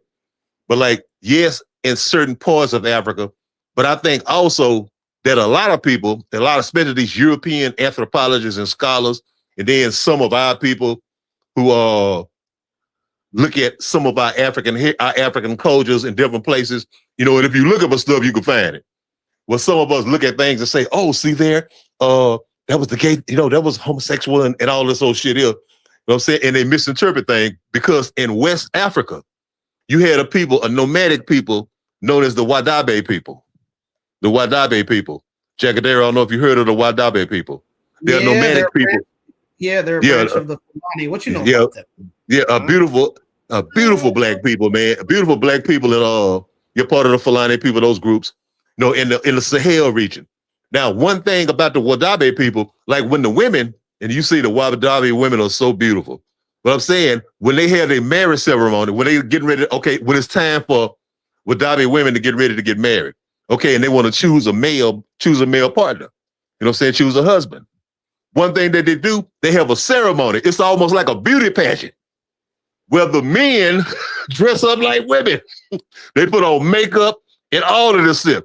And they talk about, and the women will stand by and watch them, and they dance with. That's what made me think what Jose was saying about shaking the behinds and stuff, and all that stuff. They're doing these weird dances. Well, the men would do that, and what happened? The women would stand back and watch, and they would look for the man with the prettiest teeth or with the prettiest eyes and all of those stuff here, all of their features and everything. And they would go over and they would stand by the man and put a hand on his shoulder, and that's how they picked the husband. You know what I'm saying? Among the Wadabe people. And this is what and I think that some Europeans who went there looked at that and said, these men dressing like women. You know what I'm saying? And then some people among our people who get off into this these different ideologies, and you know what I'm saying, and always talking about the patriarchy and all this here, will say, see that was there too. And all this old stuff. And they misinterpret some African cultures, some cultural things, some things that were more symbolic than that. Because, we wouldn't run around doing no pride shit, man, like celebrating gayness and all of those shit there. That's a modern thing. What I'm saying, but there was, of course, if you go across this vast landmass, you're going to see something somewhere. I mean, it's in human, it's, all over the world. It's not just us, you see that everywhere. But I'm saying, the Leslie, man, Leslie closed it. Yeah, you may be Leslie. Right. Yeah, maybe that's what I saw. You may be right. Yeah, exactly. But I'm saying, what I'm saying, Jose. I mean, I looked at that and I see the first time I seen it on National Geographic Explorer, and I was like, I just happened to walk in and see it. What the hell they do? I said, them dudes. You know what I'm saying? And I'm thinking they some flaming sissies, but it was a marriage thing, and it was that the women, they would dress up in their best, whatever, and it was for the women to choose a husband. What I'm saying, but lastly, what I wanted to close with was this right here. Jagadero, the one I said I was going to get you on. Okay, that in East African history, one of the greatest leaders in East African history, he was a bad man. I mean, he was a bad man. He was the Kabaka of the Buganda Empire in East Africa, which was like a superpower, which was one of superpower in East Africa. Yeah, I've heard of this guy. And his name was Mutesa. I don't know, was it Mutesa the first? But it was Mutesa, because there was a couple of Mutesas. It was 1 and 2 and 3 maybe. I think he was Mutesa the first or the second.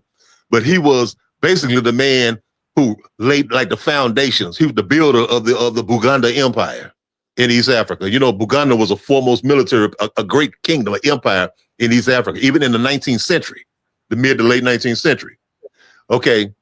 Now, Mutesa, one thing about him, a great warrior, a great leader, everything. But one thing about Mutesa, he loved them boys. He loved them boys. You know what I'm saying? He was a homosexual, and he loved them boys. And it was one incident because when the Catholic Church was making inroads into the Buganda Kingdom, he had allowed for a long time he didn't allow them there. And so the Catholic Church, they came there, and they started set up the church and everything. Well, it was these young men, a group of young men, young Ugandan Catholic young men, who were like in the church, members of the church, like I don't know where they were, altar boys. What they was in the church, and Mutesa had summoned them to his residence, and he wanted to have sex with them, and they refused. And they want to have it anyway, and they refused. They didn't want to do it. And what happened? He ended up burning them alive. He roasted them alive burnt them at the stake, and they became canonized in the Catholic Church. You know what I'm saying? These young brothers in Uganda. Have you heard of that, Jagadero, about Mutesa? About that? I've heard either. I don't know if it was Mutesa the first or Mutesa the second. No, I think it was Mutesa the first. I think it was him or the first or the second. I think it was the first. But might have been the first because the second was all the way up until the 60s. But I heard he was the first. Yeah, he was the first. I heard the first. I always heard the first was freaky. Was extra freaky. Yeah. Yeah. So yes.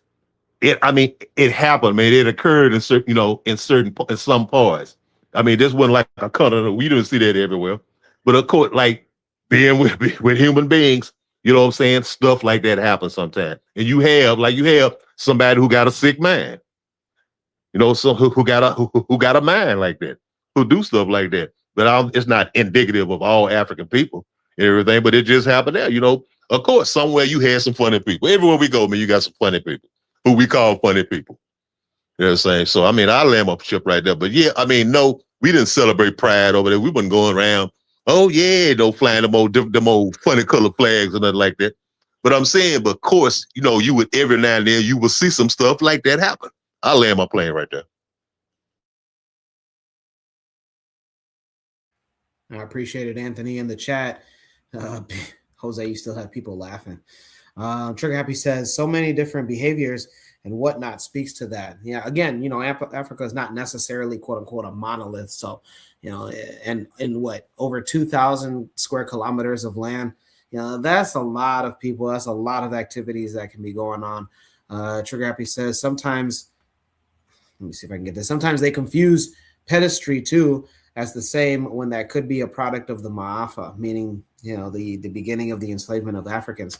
Koku 911 says, I heard a New York DJ say that Africans created pedestry. I don't know if that's true. I'm sorry, man. This is what happens though when you don't have enough. What's the word for it? You don't have enough authority on what can be said about you. Then conspiracies and rumors start. Pretty soon Africa will be too big. There will be too many networks for people to just be saying things without somebody checking them. YouTube, don't strike this channel, please, about what I'm next about to say. But you say something about the Jews, right away, there's somebody checking you like, hey, that's not what we do. Or, hey, that's out of context. When it comes to Africa, it's pretty much a free-for-all. And so you get, it's a combination of there's so much land, there's so much people, and also there's just not enough authority to check people. Again, a New York DJ had to say that Africans created. Question. Go ahead. What is pedestry? I don't know if I can get into it without getting flagged because this is live. So let me try my best here. I'm actually just gonna go ahead and have Google try to do this for me. Explain. When a grown man, I'm gonna say it. When a grown man, you ain't got to get Google. When a grown man, 8 years old.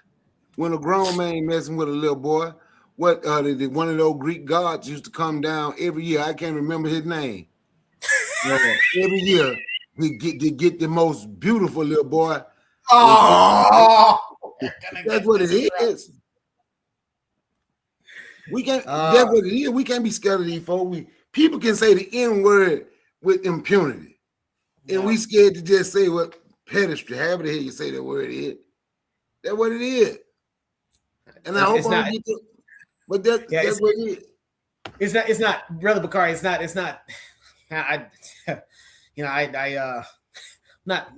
not worried about these words. I'm more just worried about, because this show is for you guys. This show is for, the listeners. We've been struck for less, as far as, what's the word, shadow banned, or just, maybe just the people in the panel would be the only ones to see because of based on what was said or what was shown. So, but you're absolutely right, Bakari. Is just, maybe in the future we need to look at, just our own platform, so that way we can go ahead and sound off and not have to worry about getting struck. But any other thoughts, guys? And also, ladies, come on, you're more than free to go ahead and get into the panel on Shoot the Breeze episode 245. Click the link pinned to the top of the chat. Fellas, any further thoughts here about pride in colonial Africa?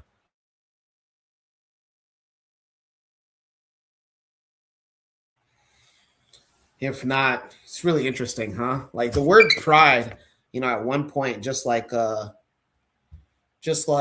what's that figure of speech? Give me a moment to think here. The New World Order. Both the New Brother Jackadero, I'm sorry. Hey, can I say something real quick, bro? I'm going to talk about what you were just saying. Yeah, please. Okay. Brother Jackadero, think about this from the late 60s, the early 70s. Okay, when we had the whole black consciousness movement going on, the Black Pride movement. See, this was a co-op. See, just like you had, how you had when the Black Power movement. Check it out. You had our movement going on among our people, black men and women, the Black is Beautiful movement. The white people, the whites came up with the white feminist movement. You know what I'm saying? To try to separate black men and black women. You know what I'm saying? Next thing you know, it was the LGBT movement, but they call it the Pride. What they call it? Okay, we had the Black Pride movement, so they came up now with the Pride movement. You know what I'm saying? The Pride movement as the co-op, the Black Pride movement. The Black Pride movement, which meant black consciousness, African-centered consciousness, us with our dashikis and our afros and learning Kiswahili and stuff like that. When they co-opted that and created the LGBT movement, the Black Pride movement. Same with woke. They rape. The Pride movement, yeah. They Yeah, exactly. I was saying the same with woke. Well, woke used to be black, but now woke means something else. Yes. Yeah, even it's pretty disappointing. Even now, when you say the New World Order, you're tiptoeing along the lines of, political or socio-political occults or, Freemasonry. But, that was our thing. If anybody ever feels compelled, you can go and watch old YouTube videos of Dr. Amos Wilson speaking. And in the background, right in the background, is a New World Order poster. And it's nothing like what you will see on today's YouTube. Right in the background of Dr. Amos Wilson speaking. So it's just really, really interesting. Even if I can remember right, I think one of my uncles had a New World Order poster, and it had nothing to do with what you guys would see on TikTok and Twitter today. It had everything to do with Black and African liberation. So it's pretty interesting on how things can be flipped. But let's go ahead and let's flip from Shoot the Breeze topic number 2 to Shoot the Breeze topic number 3. And we're asking, all right, so Thursday, June 11th was the kickoff of the World Cup 2026. North America is home to the 3 host nations, Mexico, United States, and Canada. And the first game of the 2026 World Cup was held in Mexico City, and it was Mexico against South Africa. Now, if you have been living under a rock, this will come as a surprise to you. But if you haven't, well, then that goes without saying. But Africans all across social media and even in the continent did not cheer for the team that one would expect. What am I talking about here? Well, there's 2 videos to go with this prompt. Again, Shoot the Breeze topic number 3 asked, did Africans sell out by cheering for the other team? Again, did Africans sell out by cheering for the other team? I have 2 video prompts. we'll go with the first one, and let's exactly get some context to what I am referring to or what I am talking about. Let's go ahead. Bro, yo, ain't you African? Why you supporting Mexico, bro? You African. Soy africano, pero today, hoy, soy mexicano, dale. Many Africans are supporting Mexico against Africa in the World Cup. I hope every Nigerian knows who we are supporting for this match.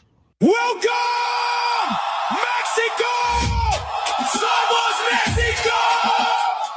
Dear Africans, I hope you all know we are supporting Mexico during this match, right? Hey! Right? We are all supporting Mexico against South Africa. Mexico!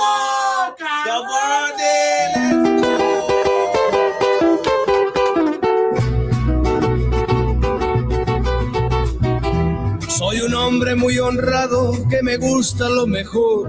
A mujeres no me falta ni el dinero ni el amor. Bro!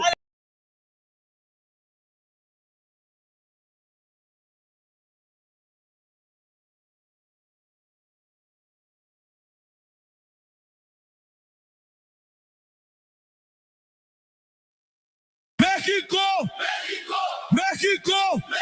La selección llegó! Why are African fans backing Mexico at the World Cup? I think probably all of Africa is rooting for Mexico! As Mexico faced South Africa at the World Cup's opening game, fans from across Africa were posting videos backing Mexico.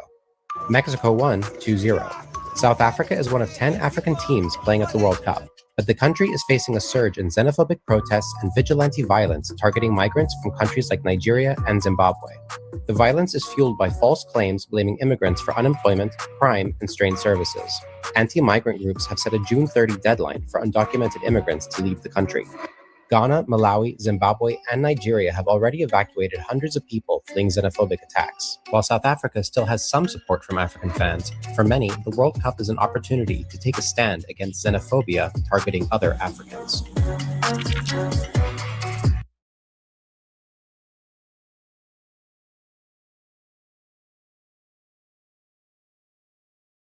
All right. Once again, if you're just tuning in, I am Jacadero, proudly filling in for Brother Koku here on Shoot the Breeze episode 245. Go ahead and hit the like button if you have not already. It helps out the algorithm towards like-minded individuals like yourself. We're getting into our third Shoot the Breeze topic. And it asks, did Africans sell out by cheering for the other team? If you were living under a rock, you will you'll be surprised to find out that the World Cup hosted by North American countries of United States, Canada, and Mexico, kicked off on Thursday, June 11th. First game in Mexico City was Mexico against South Africa, but Africans on the internet and in the continent did not cheer for South Africa. Those two videos went with the prop, and we asked, Shoot the Breeze topic number 3, did Africans sell out by cheering for the other team?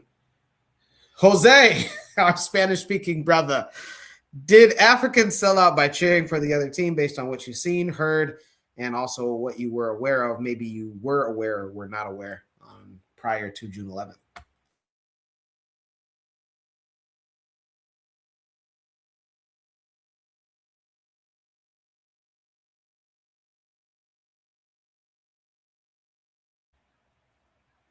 Jose, you still with us?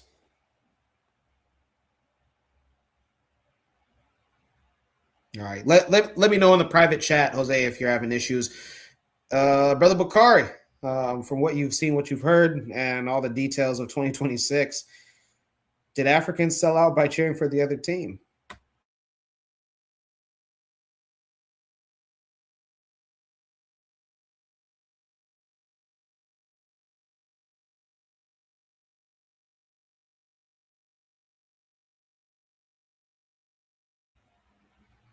Brother Bakari, maybe you're on mute. Jose, maybe you've been on mute. Brother Bakari, you muted.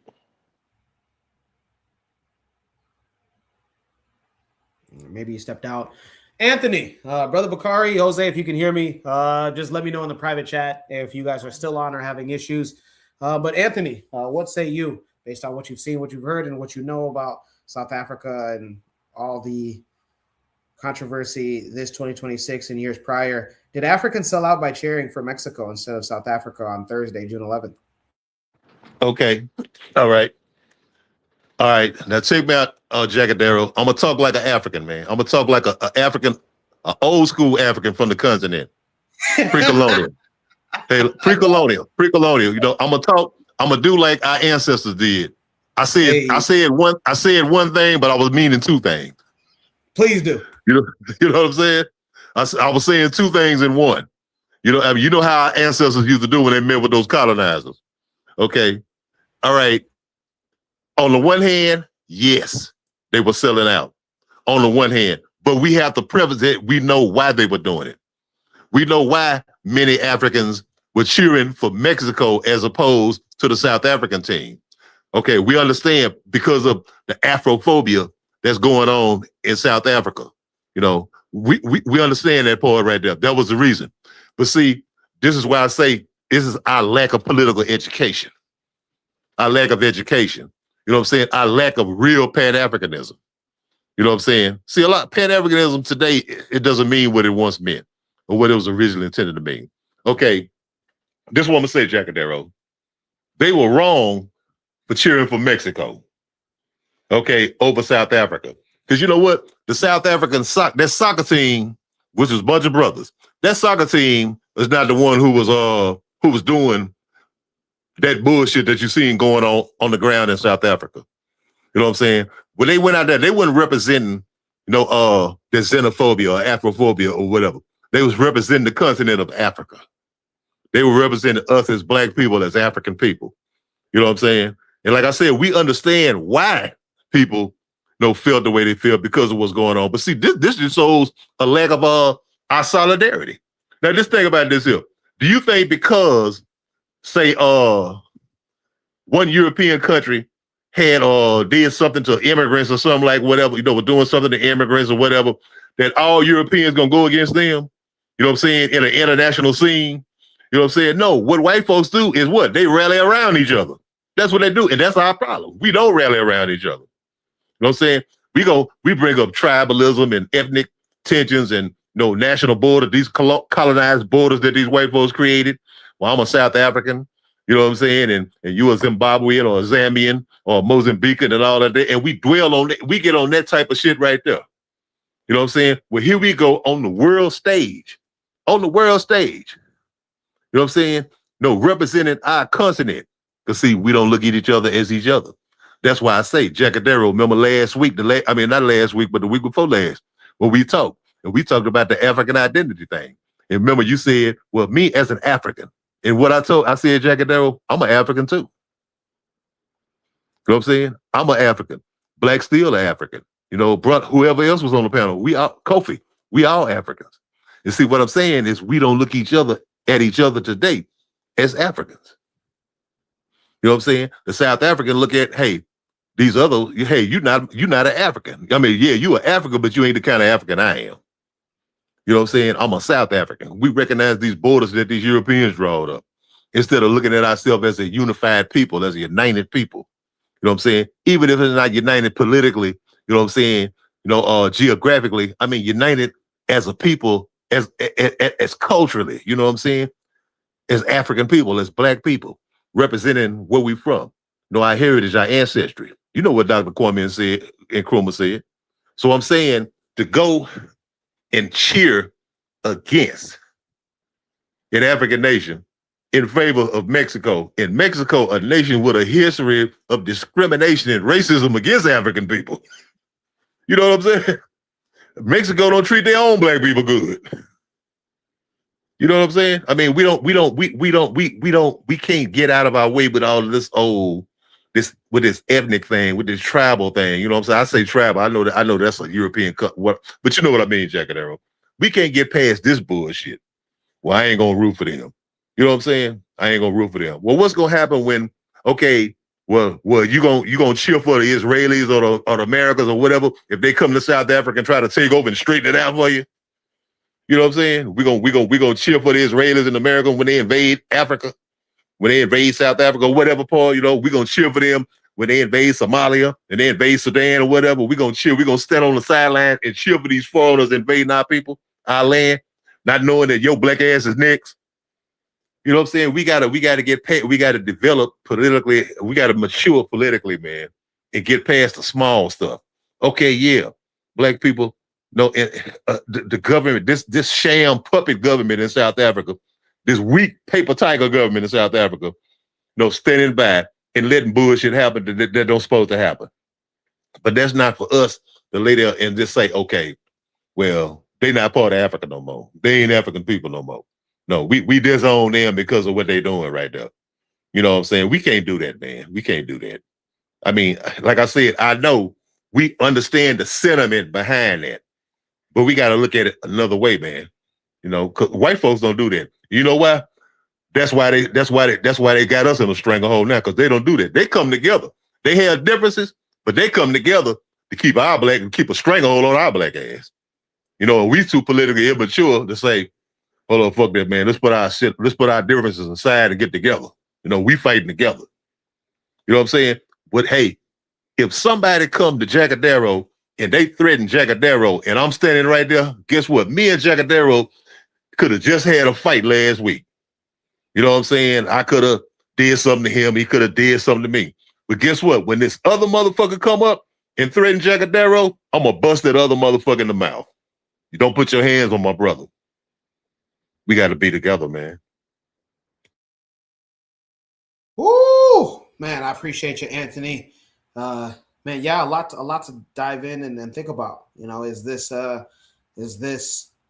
a opportunity where we could come together, or is this opportunity for us to show the rest of the world that we're not as united, and the bond between us brothers and sisters is not that strong? Trigger Happy in the chat says, to be fair, someone could come and say that South Africa's national team represents a country that is highly Afrophobic, meaning their black population is against black immigrants.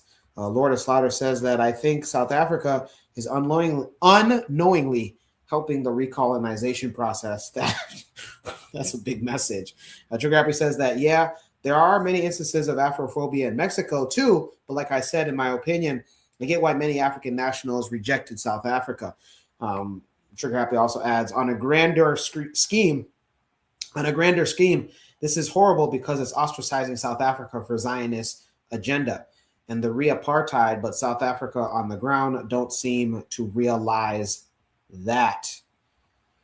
Whoo! All right, I think we got Jose back. Maybe. Jose, hopefully you got videos. I'm back. All right, hopefully you got a chance to see the videos, and hopefully you heard the question. The prompt asked, did Africans sell out by cheering for the other team? Number 3. Well, mid video, even the sound of the video went off. So I was having issues with the app. So I was looking in the browser, but what I just did was reinstall the app, and everything seems smooth now. But to open my take on the topic, I'm going to parrot a joke that I see a lot on my timeline on X. If we support South Africa, they will say we're taking their job. But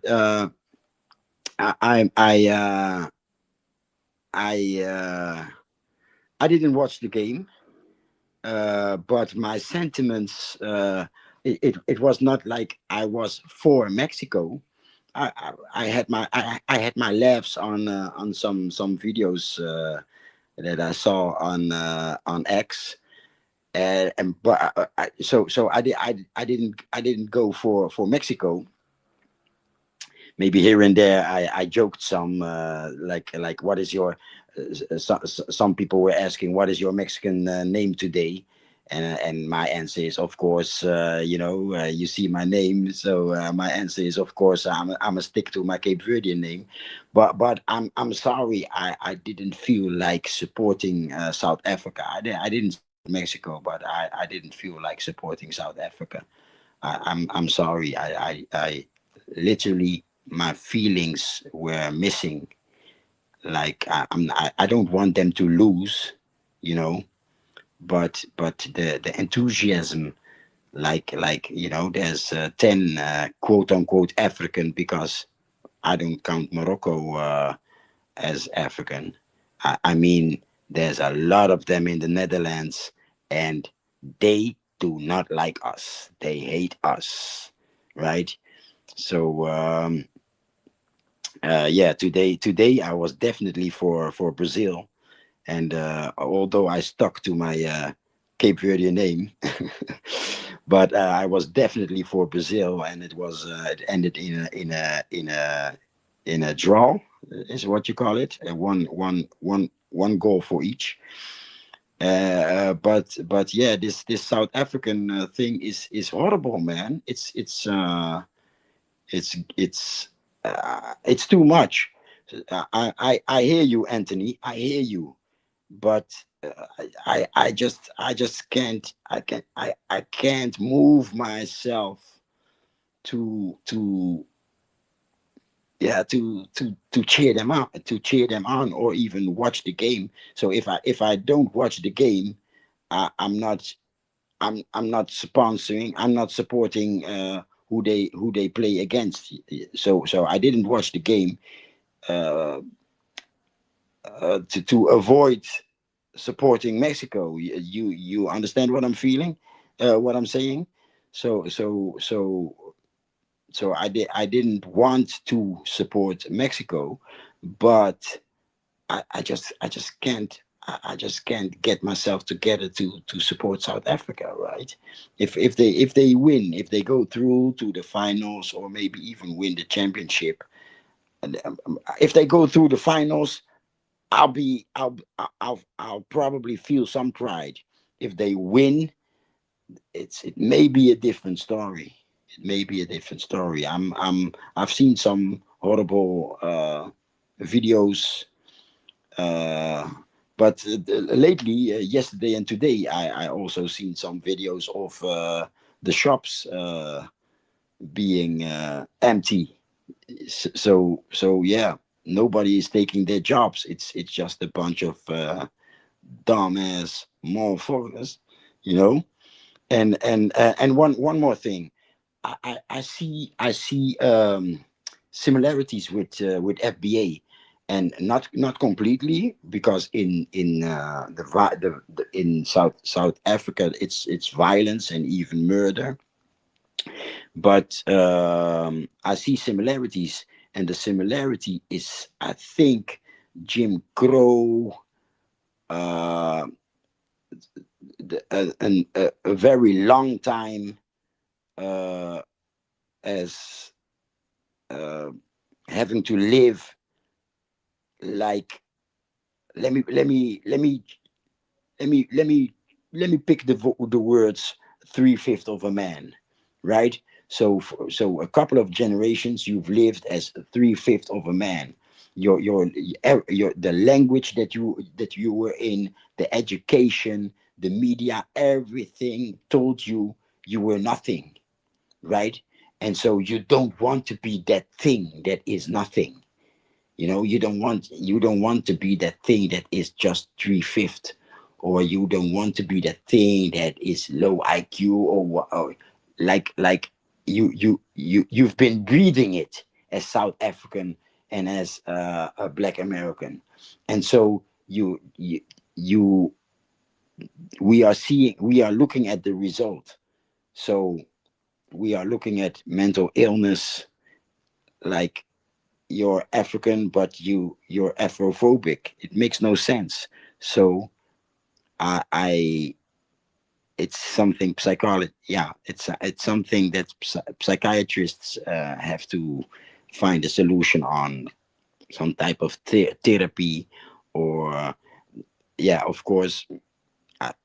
I'm going to say the therapy is exodus, move to Africa, move to the Caribbean, but the we I think we should look for a solution in psychiatry, mental spiritual healing, something in that order.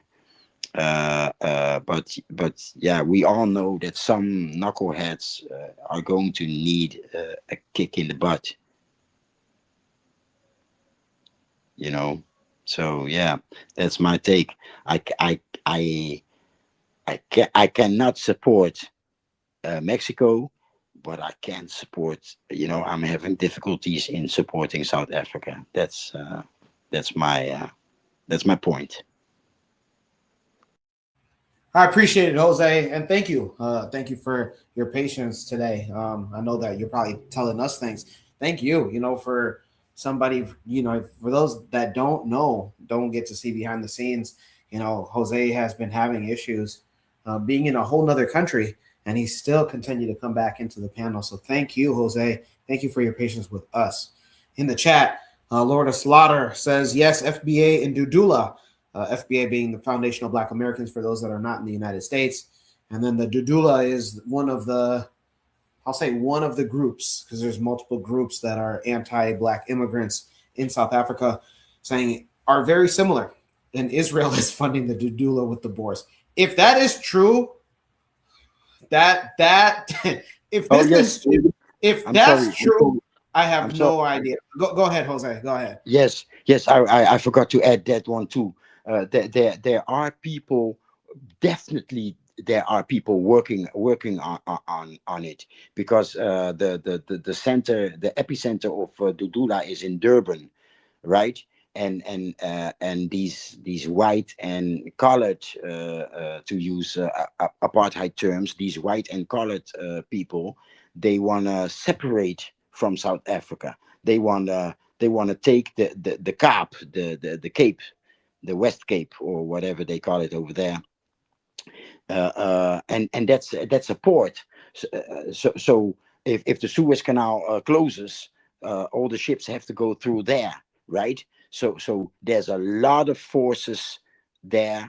A lot of people are suspect. The United States is suspect, i.e., CIA or whatever. The small heads are suspect, because they have a foot on the ground in West South Africa. And of course the white, I hate to call him that way, it's of course it's the colonizer, but anyway, white South Africans, they have so there's at least three enemies that are, to me, suspicious for funding, supporting, how do you call it, sculpting this movement. Yes, thank you.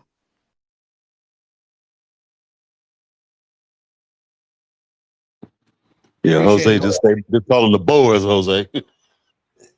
Appreciate it, Jose, and thanks, Anthony.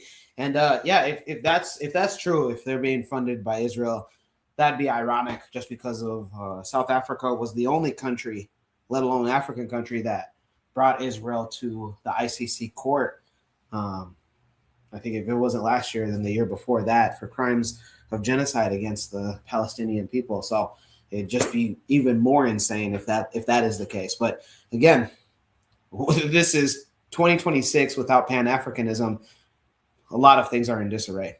Trigger Happy says that there was an article that came from an Israeli publication that spoke to the fragmentation of Africa, and South Africa was the first on the list.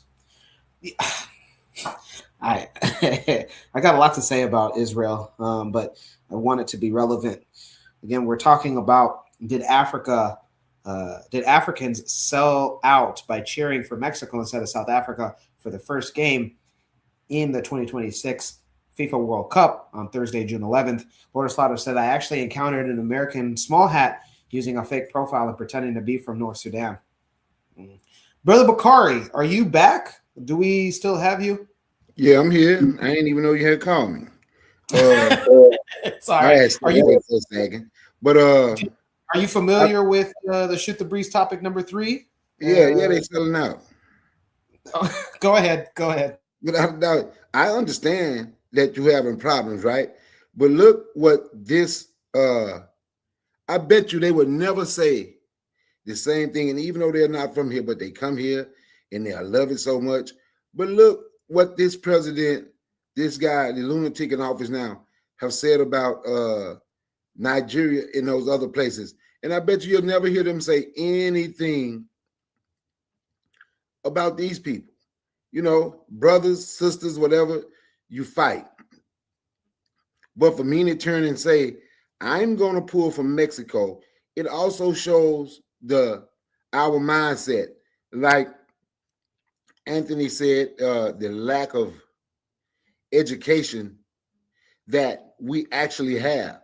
The black people, the Afro-Mexicans did not become a citizen, was not recognized by the country of Mexico until about maybe 10 years ago.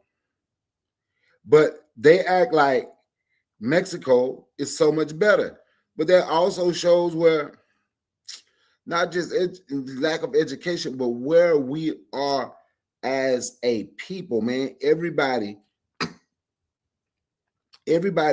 can come and we will choose sides with anybody over one another.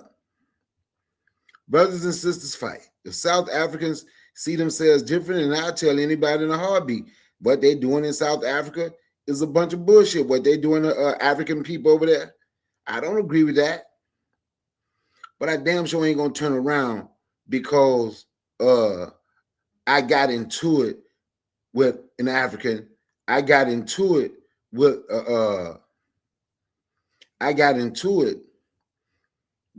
I guess a different type of African that I'm going to turn around and choose and say, you know what, I'm going to go with Mexico. So now you can kind of see, I'm telling you, a lot of stuff we do, right? You can see sometime by the way we carry on at time, you can see how we end up in this position. We end up in this position sometime because of how we see each other. We still haven't grown to see ourselves as the same, right? We're not the same. You feel me? So we're different type of, they're a different type of African than me. I'm a Zulu. I'm a whatever else over there in damn South Africa, and whatever else over there in Nigeria. I'm Yoruba. They're Igbo. And it's still in that tribal mindset. Still haunts us today. It even haunts us here, where we live here in the people that y'all call Black American. Me and Anthony still use the term African American. But for the people that want to say a Black American, I don't think me and Anthony in that group and y'all be saying Black Americans. But anyway, but still here, you're Pan-African, you're FBA, you're ADOS, you're Aboriginal, Indigenous, you're a Moor, you're a Hebrew Israelite. And then in all of those cliques, right? Then in all of those little tribes that we have set up over here, inside those tribes, they don't all get along. So then you're going to find well, I'm this type of Hebrew Israelite. Well, I'm not a Moor like that. I'm a Moor. I don't know if you ever heard of the people that call themselves the M-U-U-R. They're the Moors. You know, we are everything except what we are, African. We do everything in our power to get away from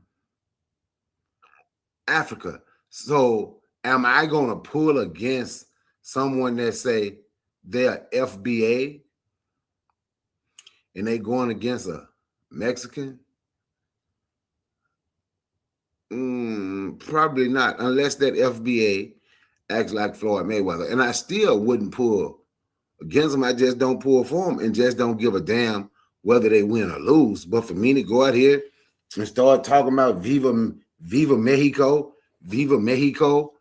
and you can look in Mexico and see how the Afro-Mexicans are treated over there. Nah, to me that don't make sense. But that shows our mentality. That shows our mentality to the world. Just like, so now when you see stuff like this, Now you see stuff like this. Then I listen to a video that my good brother Koku sent me. This how will you? Because it's the same mentality. How will we ever boycott anything, right? Because we don't see value in the things that we have, or we don't see value in people that look like us. We see value in everybody else, in everybody else's stuff. We don't see value in amongst ourselves, amongst Black African people. You understand? So on that note, man, I yield the mic.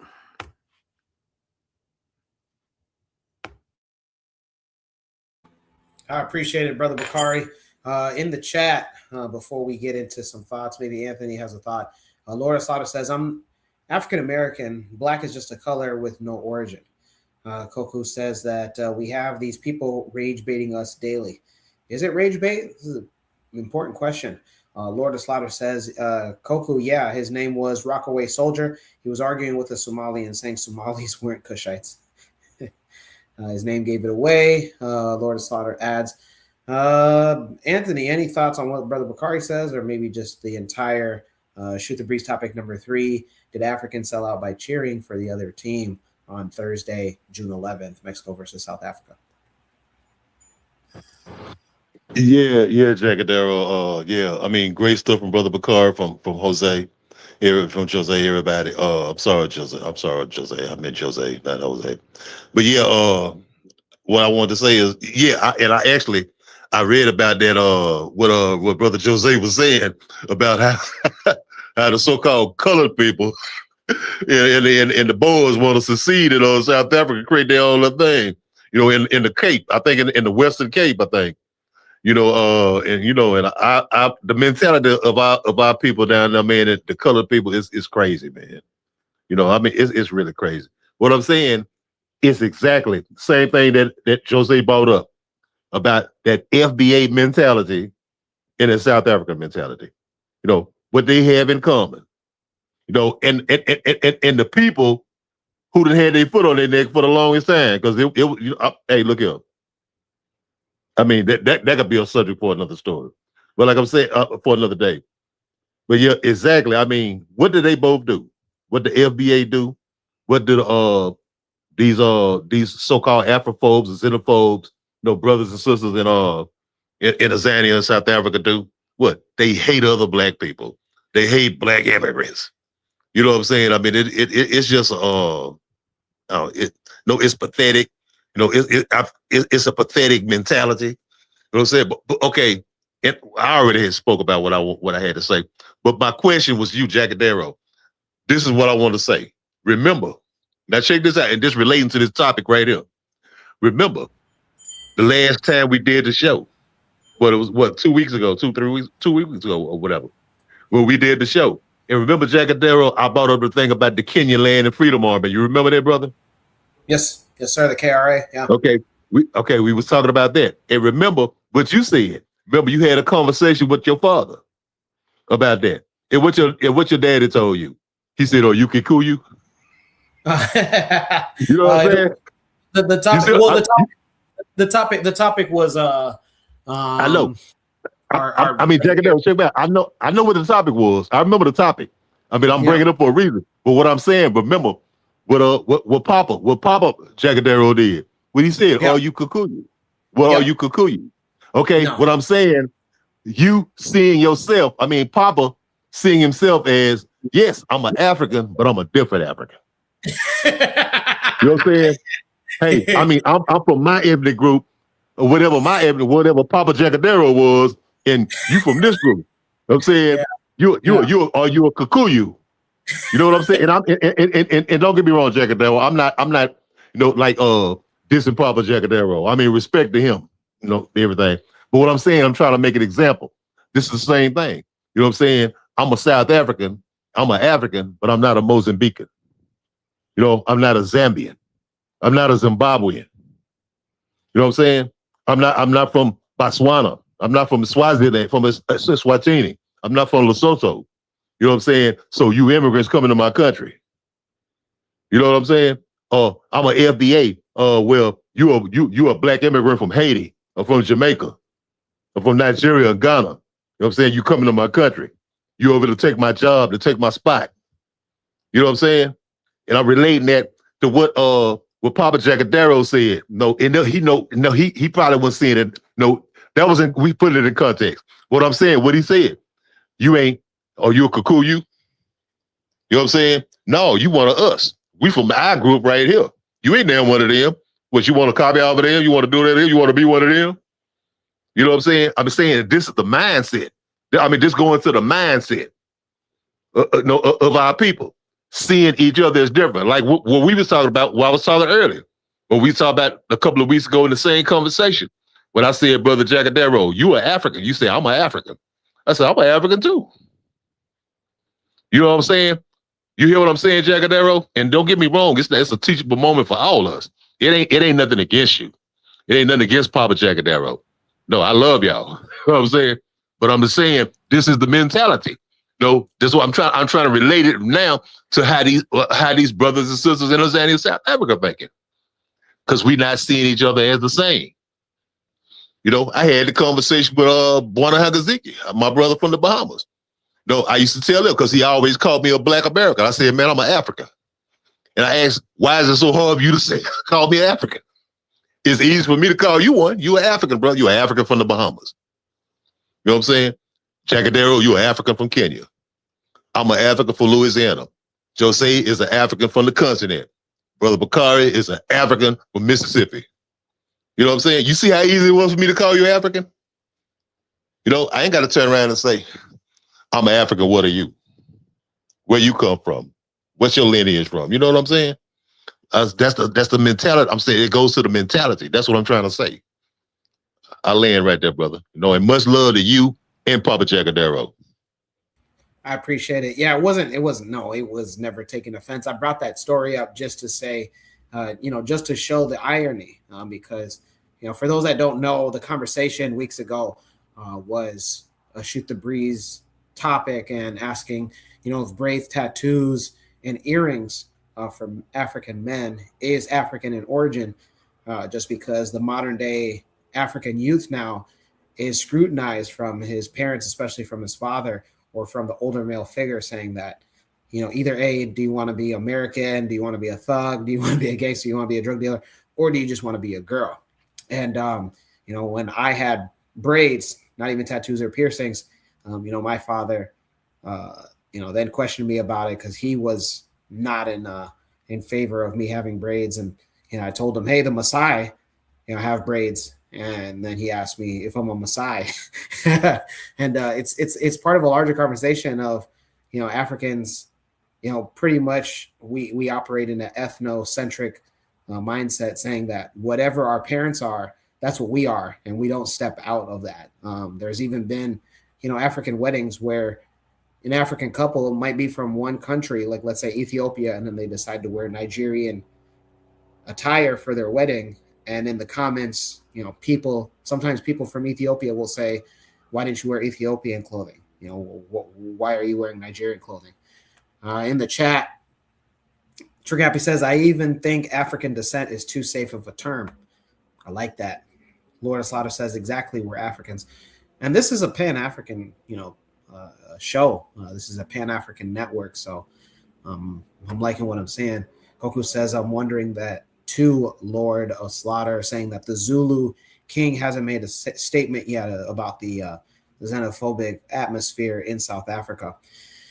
Bakari, Jose, any last thoughts on this? Again, did Africans sell out by cheering for Mexico instead of South Africa on June 11th for the opening game of the FIFA 2026 World Cup? Yes, yes. Like I said earlier, it's sold out. But in a sense, if you look at it and you dig deeper, right, it can also show you, in a sense, how we end up in this position that we're in. I'm Igbo, I'm Yoruba, so I'm the homie. I'm a Khan. I'm Ashanti. I'm Wolof. We still, in 2026, as a group of people, have not figured out that We have to start seeing ourselves as the same. If we ever want to get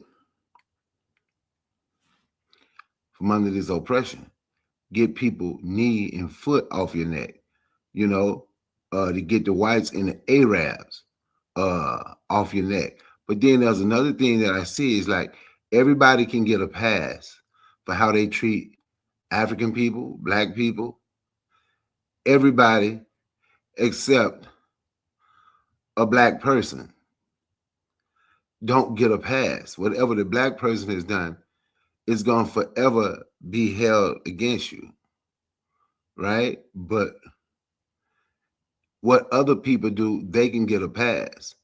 But also back to what Anthony said, and I repeated it in the first, it shows the lack of education. But yes, they were sellouts. So I'm gonna tell you like this: those people that bouncing around talking about they from Mexico, Viva Mexico, Happy Cinco de Mayo, whatever the hell. I know they didn't say that. I just said, just remember, you have some type of organization and you let those type of people in, those type of people, you say something that wrong, they're showing you, you have to be perfect with them damn near anyway. And those people will sell out your organization as well. For the record, those type of people will sell us out too.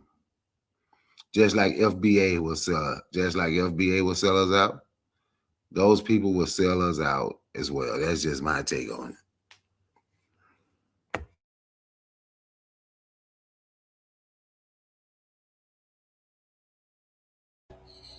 Jose, I appreciate it, Brother Bakari. Jose, any last thoughts before we get into Shoot the Breeze? Next topic.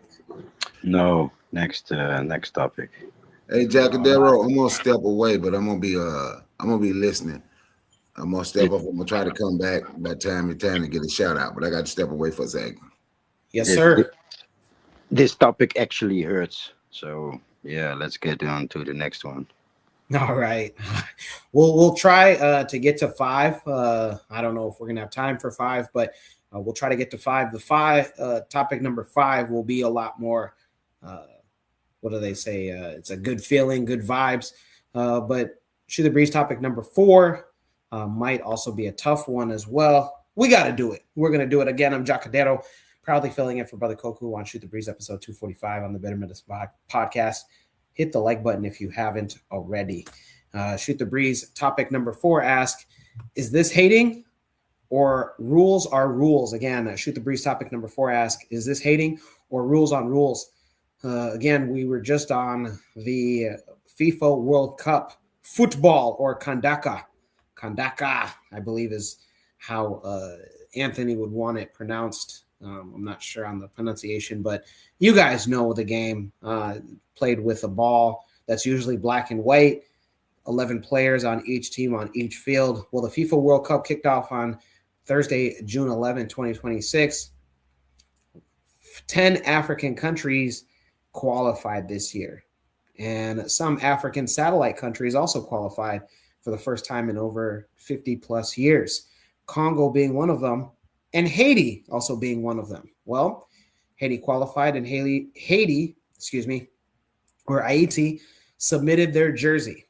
Again, they submitted their jersey designs. And let's go into how that was received by the authorities of the FIFA World Cup. Again, Shoot the Breeze topic number 4. Is this hating or are rules? There is a video that showcases what happened when Haiti submitted their jerseys to the FIFA authorities. Let's take a look.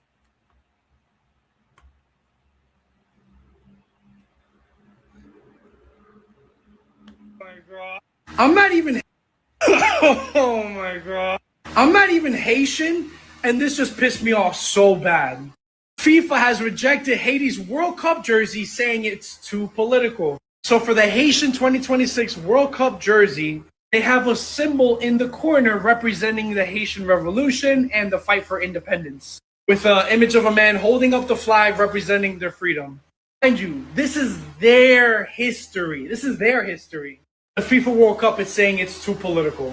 have not been able to play on their turf for God knows how long. They haven't made it to the FIFA World Cup in over 52 years. When they finally have something going for them, this is what happens. It's not like Reebok, Nike, Adidas, freaking Jordan hopped on the bandwagon to help Haiti find a custom jersey at all. Haiti had to do this themselves.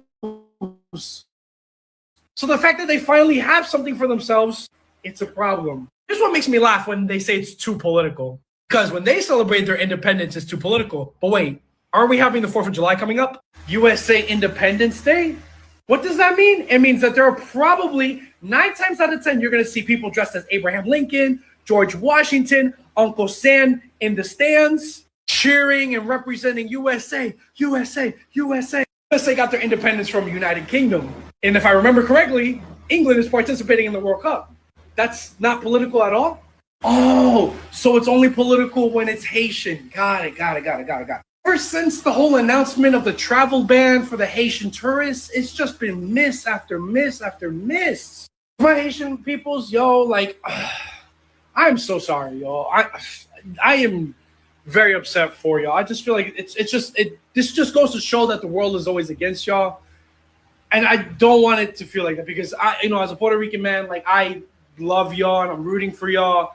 And I just hope that y'all overcome this. I hope you go all the way, and I hope it's against France too. Anyways, ça passe, yo. Much love. Oh my God, I'm not even Haitian, and this just pissed me off so bad.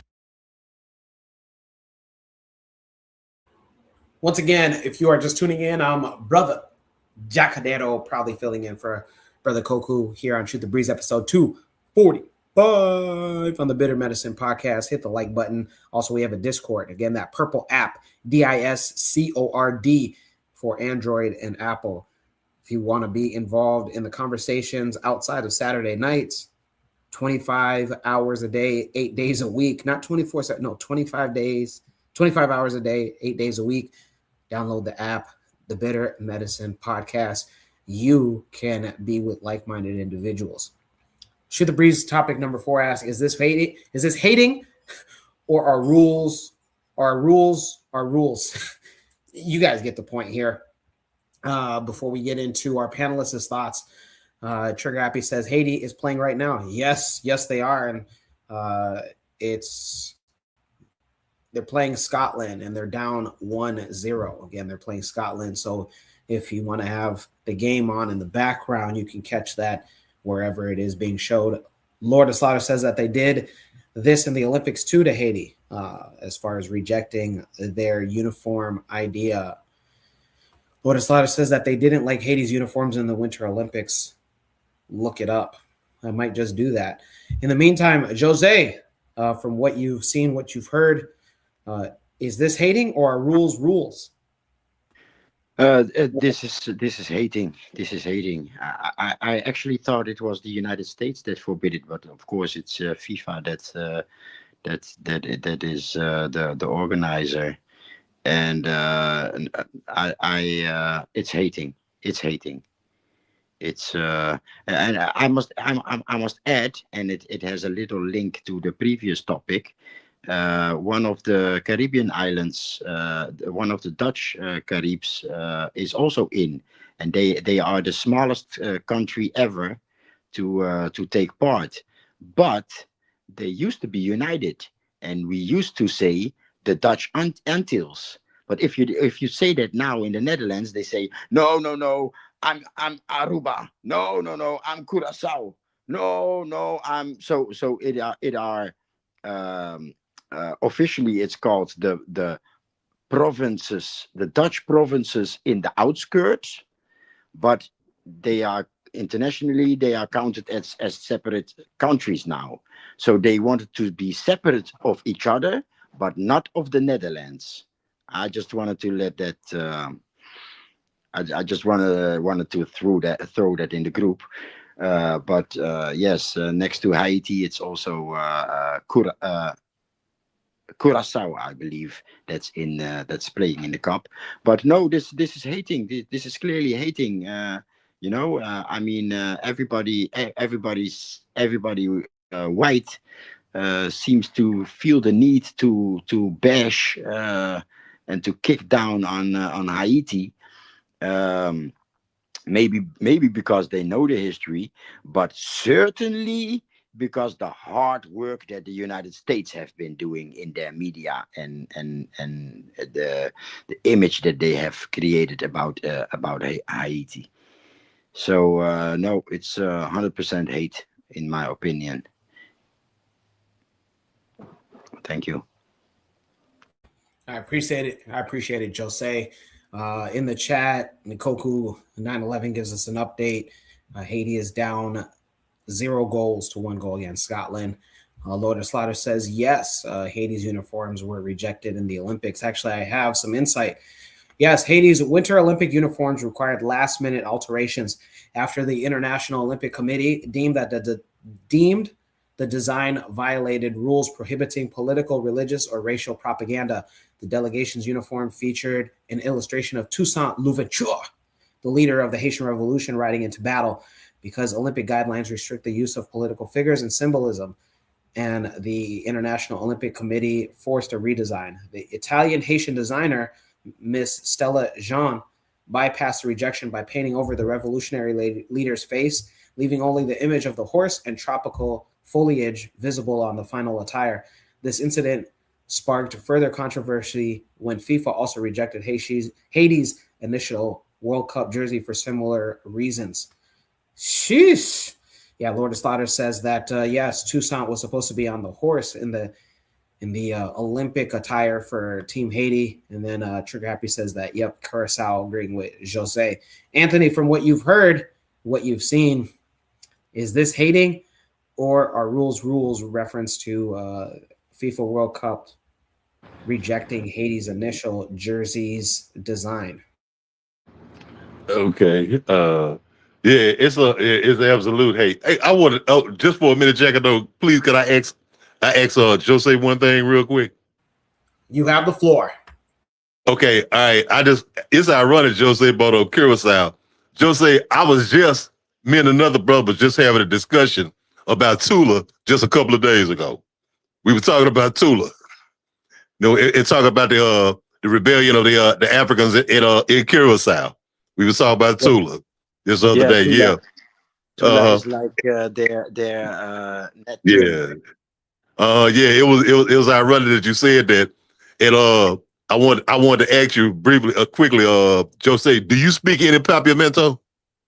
Cape Verdeans in Cape Verde we have 2 dialects, and unfortunately I speak the one from the north. Yeah, okay. Because I knew that she was in Holland. I was just wondering, being around some people from the Dutch, Caribbean, and South. I was wondering, did you know any Papiamento? I can follow them, but I have to I have to listen very, very tightly. But the other dialect is practically the same. Oh, okay. Yeah, I was just wondering about that, but it was just ironic to me that you had brought that up because we was just talking about Curacao. Me and the brother. That's why I wanted to throw that in. But thank you, Jose. But yes, man, it's absolutely hating, man. I mean, it's absolutely hating, brother Jacadero. And man, don't let me forget that what I had to tell you. But yeah, it's absolutely hate. I mean, how is it that the tricolors of France is not political? You know what I'm saying? Well, what's going on now, Jacadero? Even look here, what the French are trying to get going in your homeland. You know what I'm saying? They're getting kicked out of West Africa. Now they're trying to go to Kenya. You know what I'm saying? With all of the bullshit that's going on, with the France and Francophone Africa, you know what I'm saying? And they former colonies, the bullshit. How is the tricolors not political? How is the British or the Union Jack not political? How is the American flag not political? You know what I'm saying? I mean, the very symbols of Western imperialism. Symbols of Western imperialism. You know what I'm saying? Exactly. It's pitiful.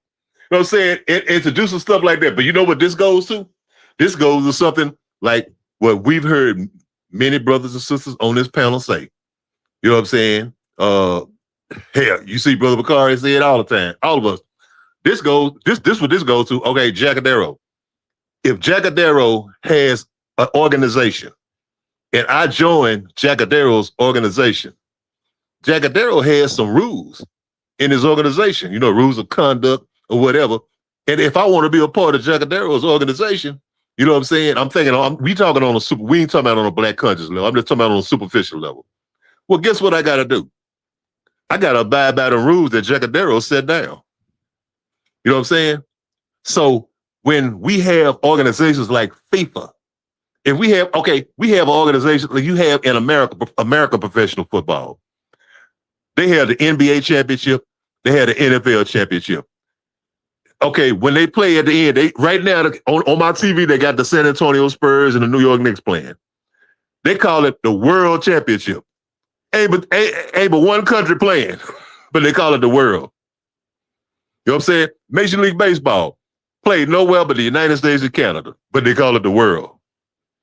You know what I'm saying? The NBA, the NFL, all of them played in one place, one or two countries, but they call it the world. So this is the World Championship. Okay, so what? FIFA, the World Cup, the World Championship. The only soccer championship I look at is the Africa Cup. You know what I'm saying? Do you get where I'm going? When we have our own thing, okay, we don't have to worry about, I got to change this uniform or this flag or this whatever because FIFA say we got to do this here. That's political. Well, we playing in their game. They made the rules. We got to have what I'm saying. This is about us having our own institution. To me, the World Championship is the Africa Cup. That's what the World Championship means. This other shit don't mean nothing to me. You know what I'm saying? If I see an African team playing or a Black Caribbean team playing, a Black nation playing, yeah, I'll watch it. I'm going to root for them. Okay. But like, at the end of the day, if the Black nation don't win, I don't give a damn about it. Because it ain't our shit anyway. We playing in their shit. When I look at it, when I see the African Championship, when I see the Africa Cup playing, that's the World Championship to me. What I'm saying is about us having power. It's a power thing, our own institution. Jacadero, if we own our own shit, how the hell these hunkies gonna tell our Haitian brothers what to wear? Exactly. And in a uniform. Or I hate what they put in their flag. How the hell you gonna tell them that shit? You know what I'm saying? It's our shit when we control our shit. When we control our institutions. But see, when we part of their shit, okay, you gotta follow their goddamn rules. Okay, well, that's what they say. You know what I'm saying? So of course it's hating, but I'm saying it also goes to us. It's our mentality. We got to have our own thing. Who said FIFA got to be the World Championship? Why the Africa Cup? Why our thing can't be the World Championship? You know what I'm saying? We got 52 nations, 53, 54 nations, however many nations that we have in Africa. You know what I'm saying? that's a lot of countries. That's the world to me. Hell, the Major League Baseball, the National Basketball Association, the NFL only have 2 countries at most that play the sports that they play, but they call it the goddamn world. Oh, the world champion, New York Knicks or whatever, the world champion, Toronto Blue Jays, you know what I'm saying? Or the world champion this, you know what I'm saying? Those whatever NFL team, New Orleans Saints, you know, whatever. The world champion. You play in 2 goddamn countries. You know what I'm saying? So why Africa with 53, 54, 55 nations can't be the world? That's what I'm saying. It's because we got to get our shit together, man. And we got to go for the power thing, man. We got to recognize the power that we have. Who said we got to be a part of their shit? Why we can't have our own shit and look at our own shit? Hey, Africa Cup is the world. Why we got to go for FIFA? Why we got to follow their rules and not follow our own rules? And lastly, Jacadero, you know what I was talking about to come down to. How the hell you gonna sit up there and say what you just said to be an attack? Well, you know that's part of the Kenya national soccer team. You know, Kandana, you know I can't pronounce the whole slogan, but you know good and damn well that's what they call the Kenya national team, the Kandana. You up there acting like you don't know what I'm talking about. I appreciate it, Anthony. And yes, I'll be love that. Remember, Anthony, you're talking to a Kenyan. I was raised in America, man. So some I'm gonna get you, man. In the chat, Trigger Happy says that eventually Africa will have to own their own sporting federations that divest from global iterations or have the leverage to hawk down FIFA. Things like this happen. if we were a strong state. And Koku 911 asks, what has stopped Africa? Lord of Slaughter says that the Caribbean should seek residency and identify as an African territory, play in the African Cup. Man, I've been waiting, actually. I've been waiting for an Africa versus Caribbean AFCON or CONFA, whatever. Caribbean, African Union versus CARICOM. Man, that I've been waiting for that just because that will bring a lot of business because of the vendors will be making money, hotels will be making money, etc. Man, whoever the middlemen are or middle women that are able to bring that deal, I'll be forever grateful. Lord of Slaughter also adds, and Black nations in South America. Man, listen, it'd be nice. Lord of Slaughter adds, we are the world, damn everybody else. Tragapi says, I would like international football tournament with Africa, the Caribbean, and Oceania in one. I'm telling you, this has to happen. It's 2026. Yeah, again, the middle people, because it's really, at the end of the day, most of these deals are made by middlemen, middle women that are able to do these things. So whoever you are, and maybe it might be you that's listening, that's watching. Fellas, I don't know if Bokari's still on the line here, but Anthony, Jose, any last thoughts here on this topic? Again, Haiti's jersey design and being rejected by FIFA. Go ahead, Jose. Yes. Every freaking game starts with the hymn of both teams. How is that not political? Every team flies their flag. How is that not political? Every jersey has something to do with the nation. For example, the Dutch, they play in orange, right? That's the royal house. How is that? How is Haiti's jersey a problem? It makes zero sense.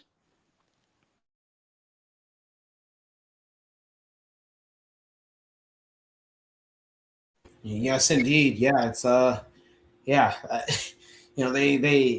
have FIFA actually hasn't came out and said, or maybe nobody's asked them to publicly make a statement on why the jersey iteration was rejected.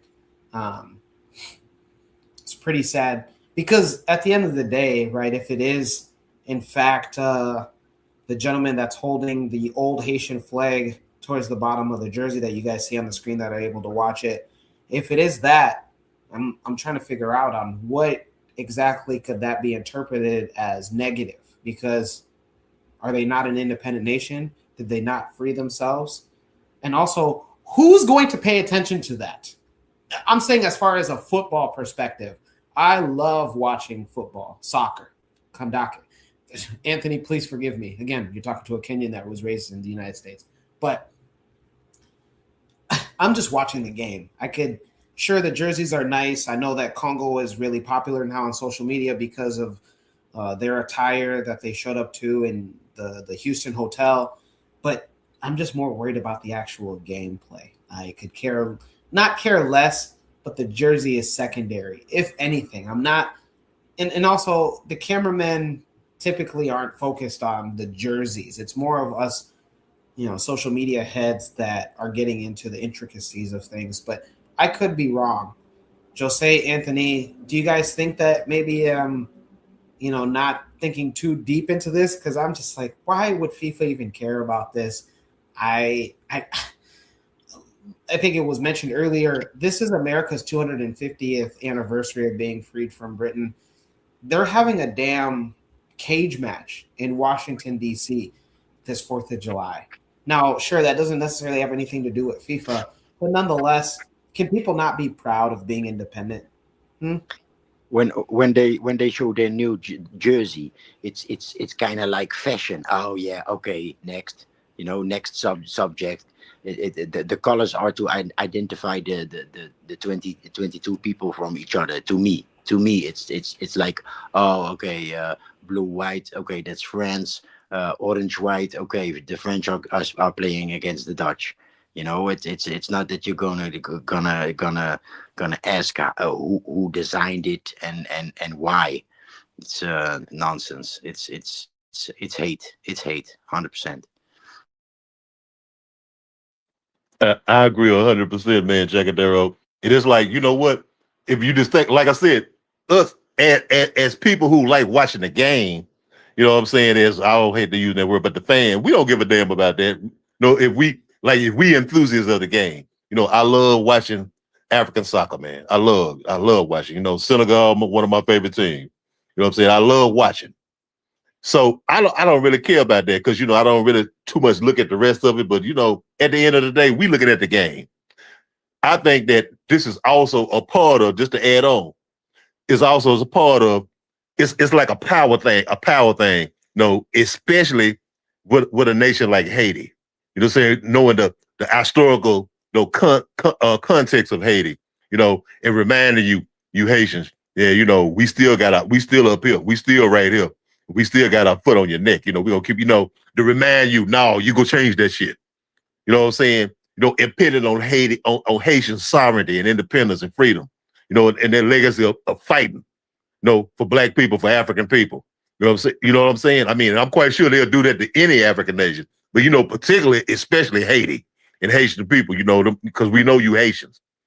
We know you Haitians. You know, y'all got that pride and swagger, you know, different than some other black people or African people. You know what I'm saying? Because you know that y'all kicked our ass at one time. And you can believe the French was probably somewhere behind that. The Americans too.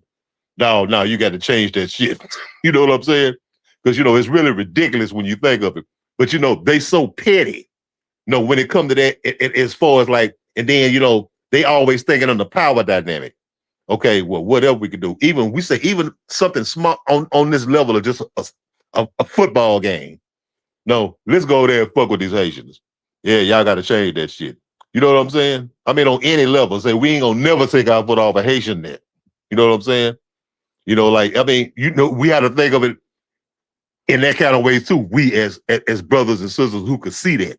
You know what I'm saying? Because they never want to see Haiti, reach its full potential. And part of that is playing psychological games, like stuff like this here, like on a soccer game. Now change your goddamn flag. Whew. Appreciate it. Bringing the heat every single week, man. Anthony and Jose and Brother Bakari, if he's still on. Brother Bakari, are you on? Are you on? If you are, you want to share some thoughts, if you have any thoughts. All right. Well, if not, I know that we like to get to 5 topics. I get it.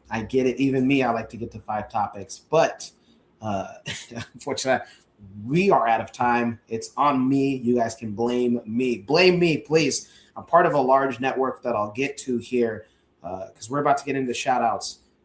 Here in Omaha, Nebraska, today we're celebrating Juneteenth. We will also celebrate it this upcoming 19th of June. That will be on Friday, but we're celebrating it today. Today was the parade that got rained out, but there are some festivities that my organization, or the organization that I represent, is a part of, and I have to give a speech. So if you're in Omaha, you might see me, and if you recognize my voice, man, go ahead, man.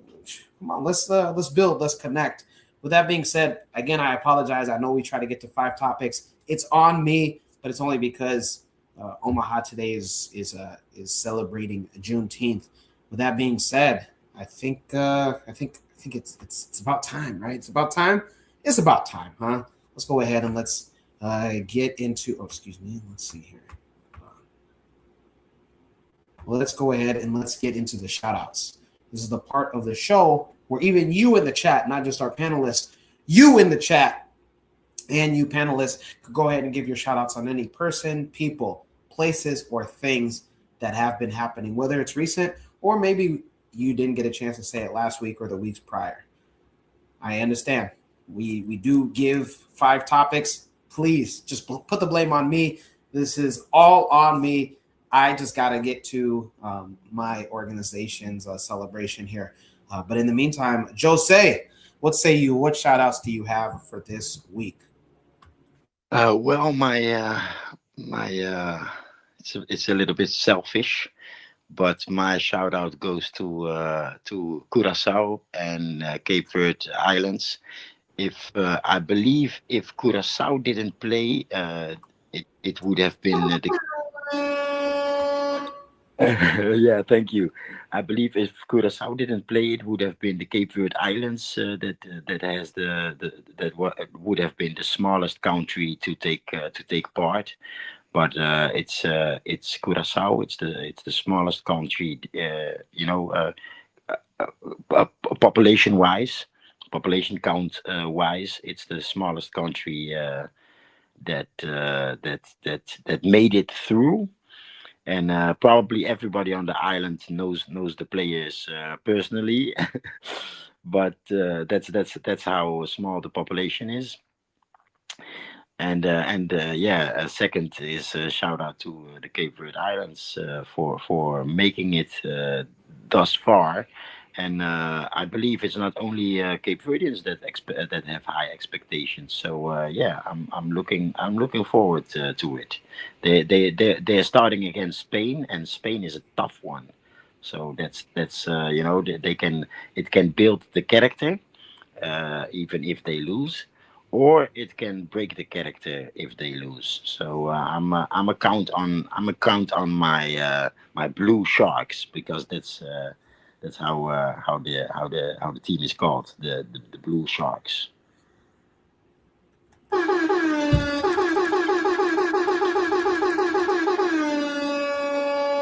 Woo! I appreciate it, Jose. Yeah, man. Big shout out to Curacao, and also big up to Cape Verde, Jose. I see that this was their first time also qualifying for the World Cup. I am cheering for all African and Caribbean teams myself.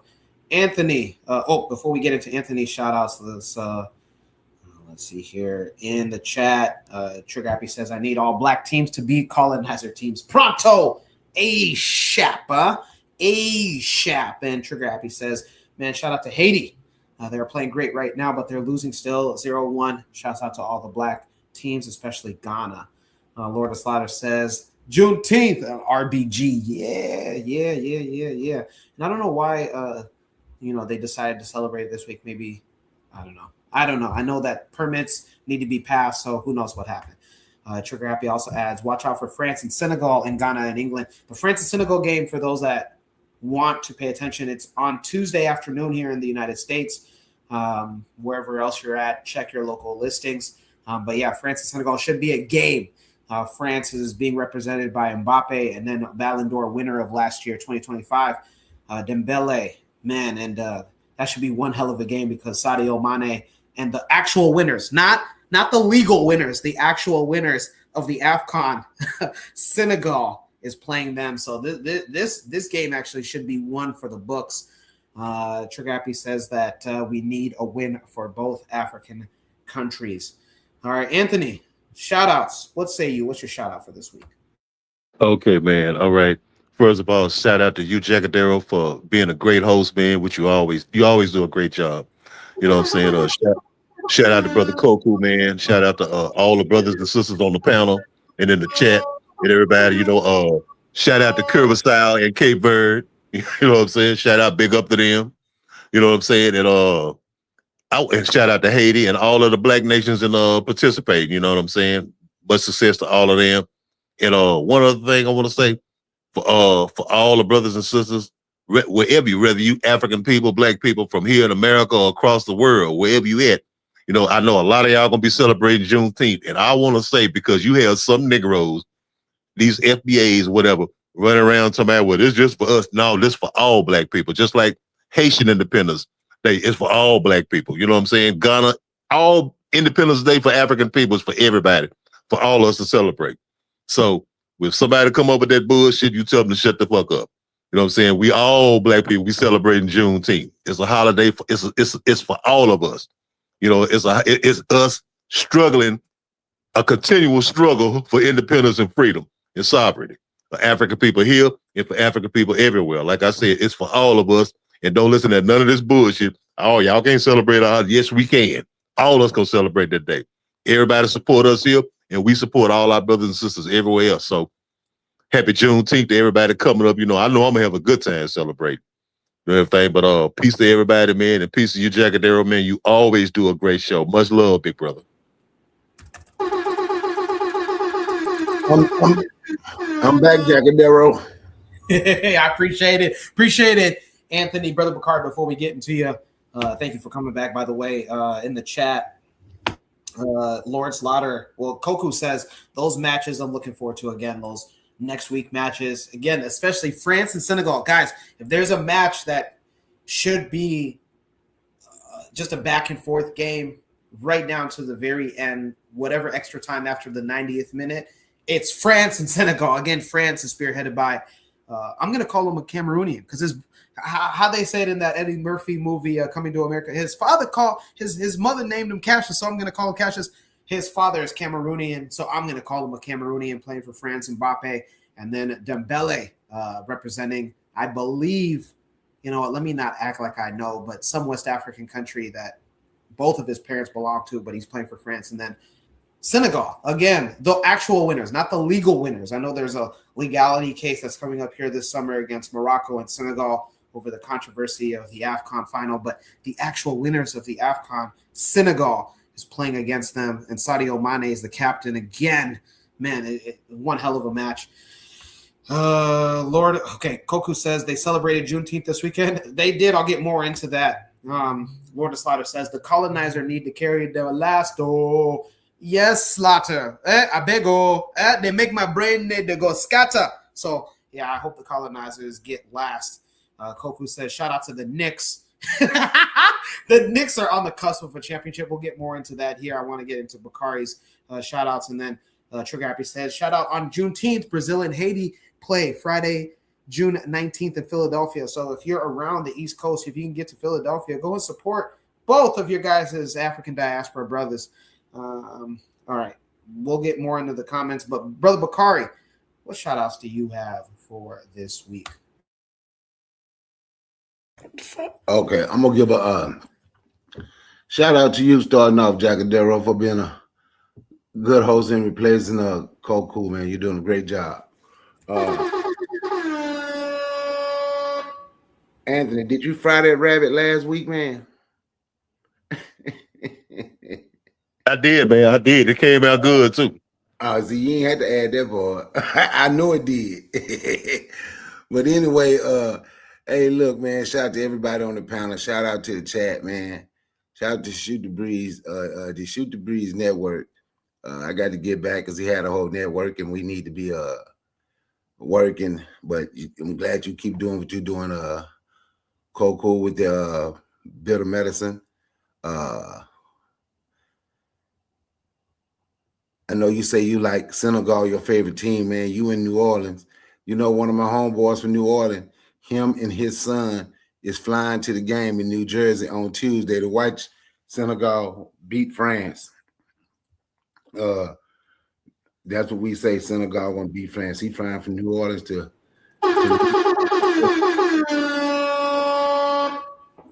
and I'm gonna be honest with you, man. I know people brag on these black folks that go over here sponsoring.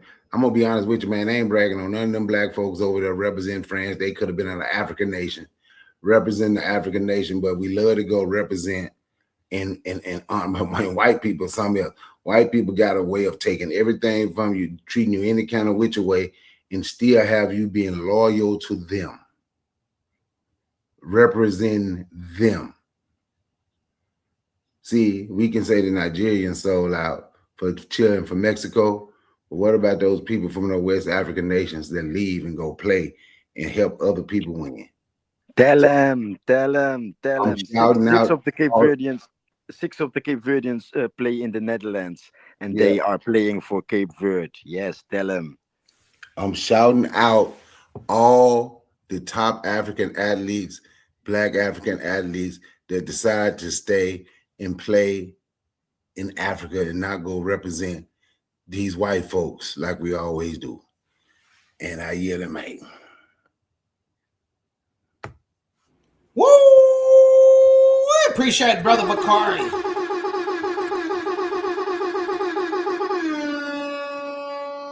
Oh man, and Brother Bakari, they're asking about your cooking. Are you seeing that, huh?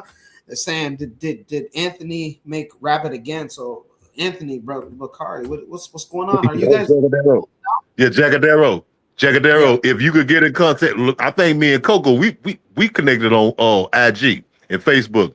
I have pictures of the rabbit that I cooked it, and you could get them from check out with Brother Koku, and he could send those pictures to you. I showed pictures when I cooked it. I fried some and I smothered it. It's pictures on Facebook and IG.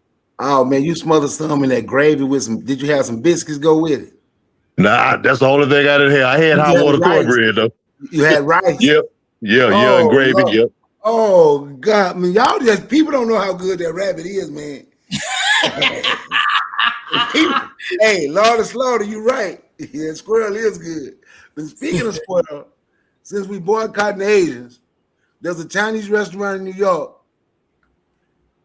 got caught with 350 squirrels in their freezer in bags. They've been skinned and clean, ready to give y'all when y'all order y'all chicken fried rice. They're gonna give y'all a squirrel.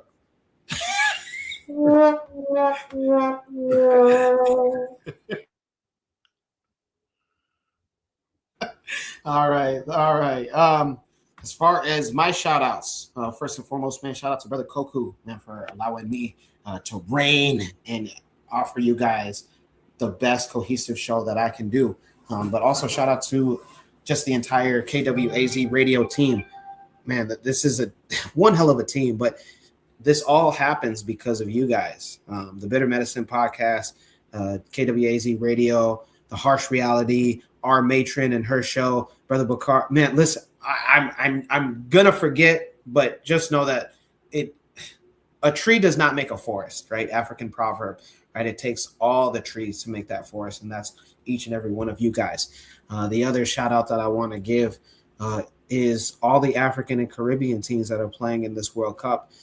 For those that are listening that are going to be the future players of these leagues, whether it's the World Cup or anything else, just know that, man, like people are looking at you and saying, hey, whenever you go back to your country, your parents' country, your grandparents' country, man, it's really something. It's really, really, really something. So, man, I hold it dear. You know, these are just not only tournaments, but this is a showcase to show unity and show pride.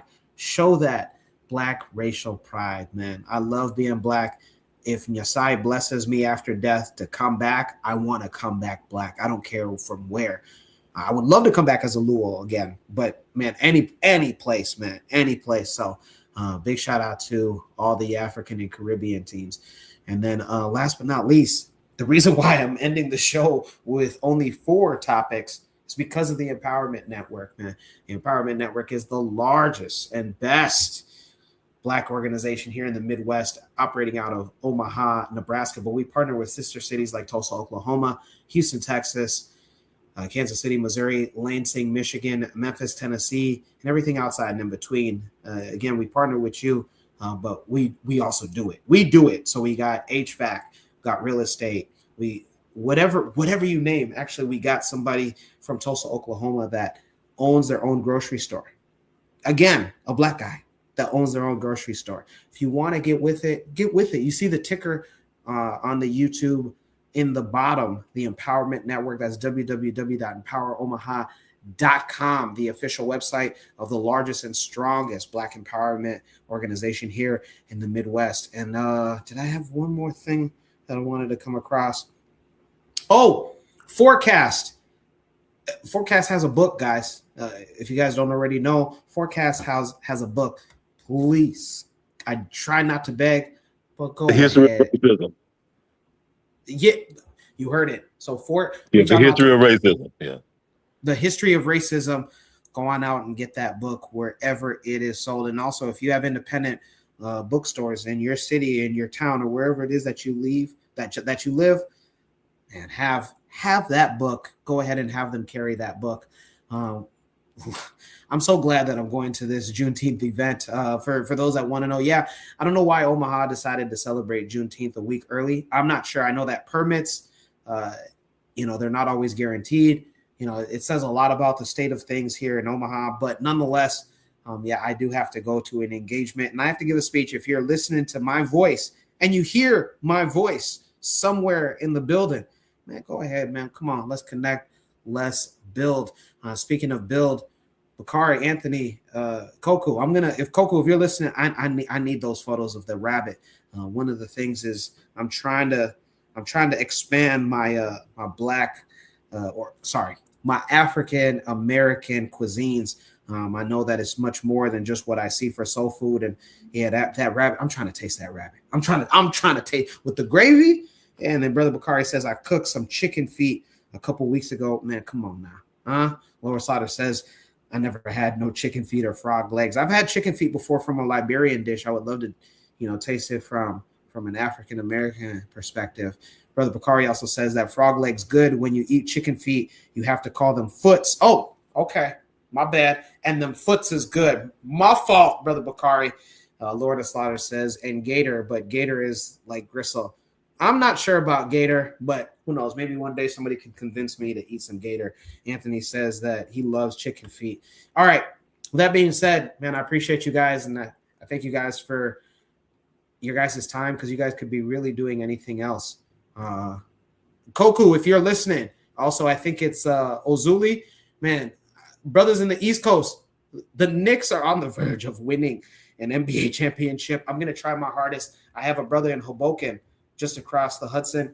I'm going to try as best as I can to be there for the parade. So if I do end up in the East Coast, Koku, connect me with Izuli and connect me with whoever else I need to connect with.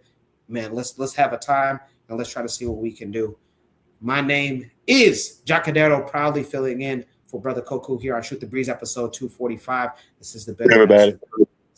Man, I appreciate each and every one of you guys in the chat, you guys in the panel. Ladies, come on. We can't go week without multiple ladies. I know we always have but man, we need more women as panelists as well. With that being said, I'm Jacadero and I'm signing off.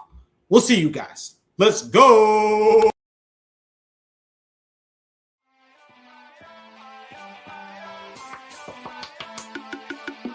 Thanks for listening to the Bitter Medicine Podcast with your host, Koku. If you like what you just heard, we hope you pass along our web address, bittermedicineblogs.com, to your friends and colleagues, and share our show to all your social media. Be sure to check out our archive section on our website for previous podcasts. This has been a KWAZ radio production. Join us next time for another session of the Bitter Medicine Podcast. Follow us on Facebook at Bitter Medicine Show, Twitter, Bitter Meds, Tumblr, Bitter Meds, Instagram, Bitter Medicine.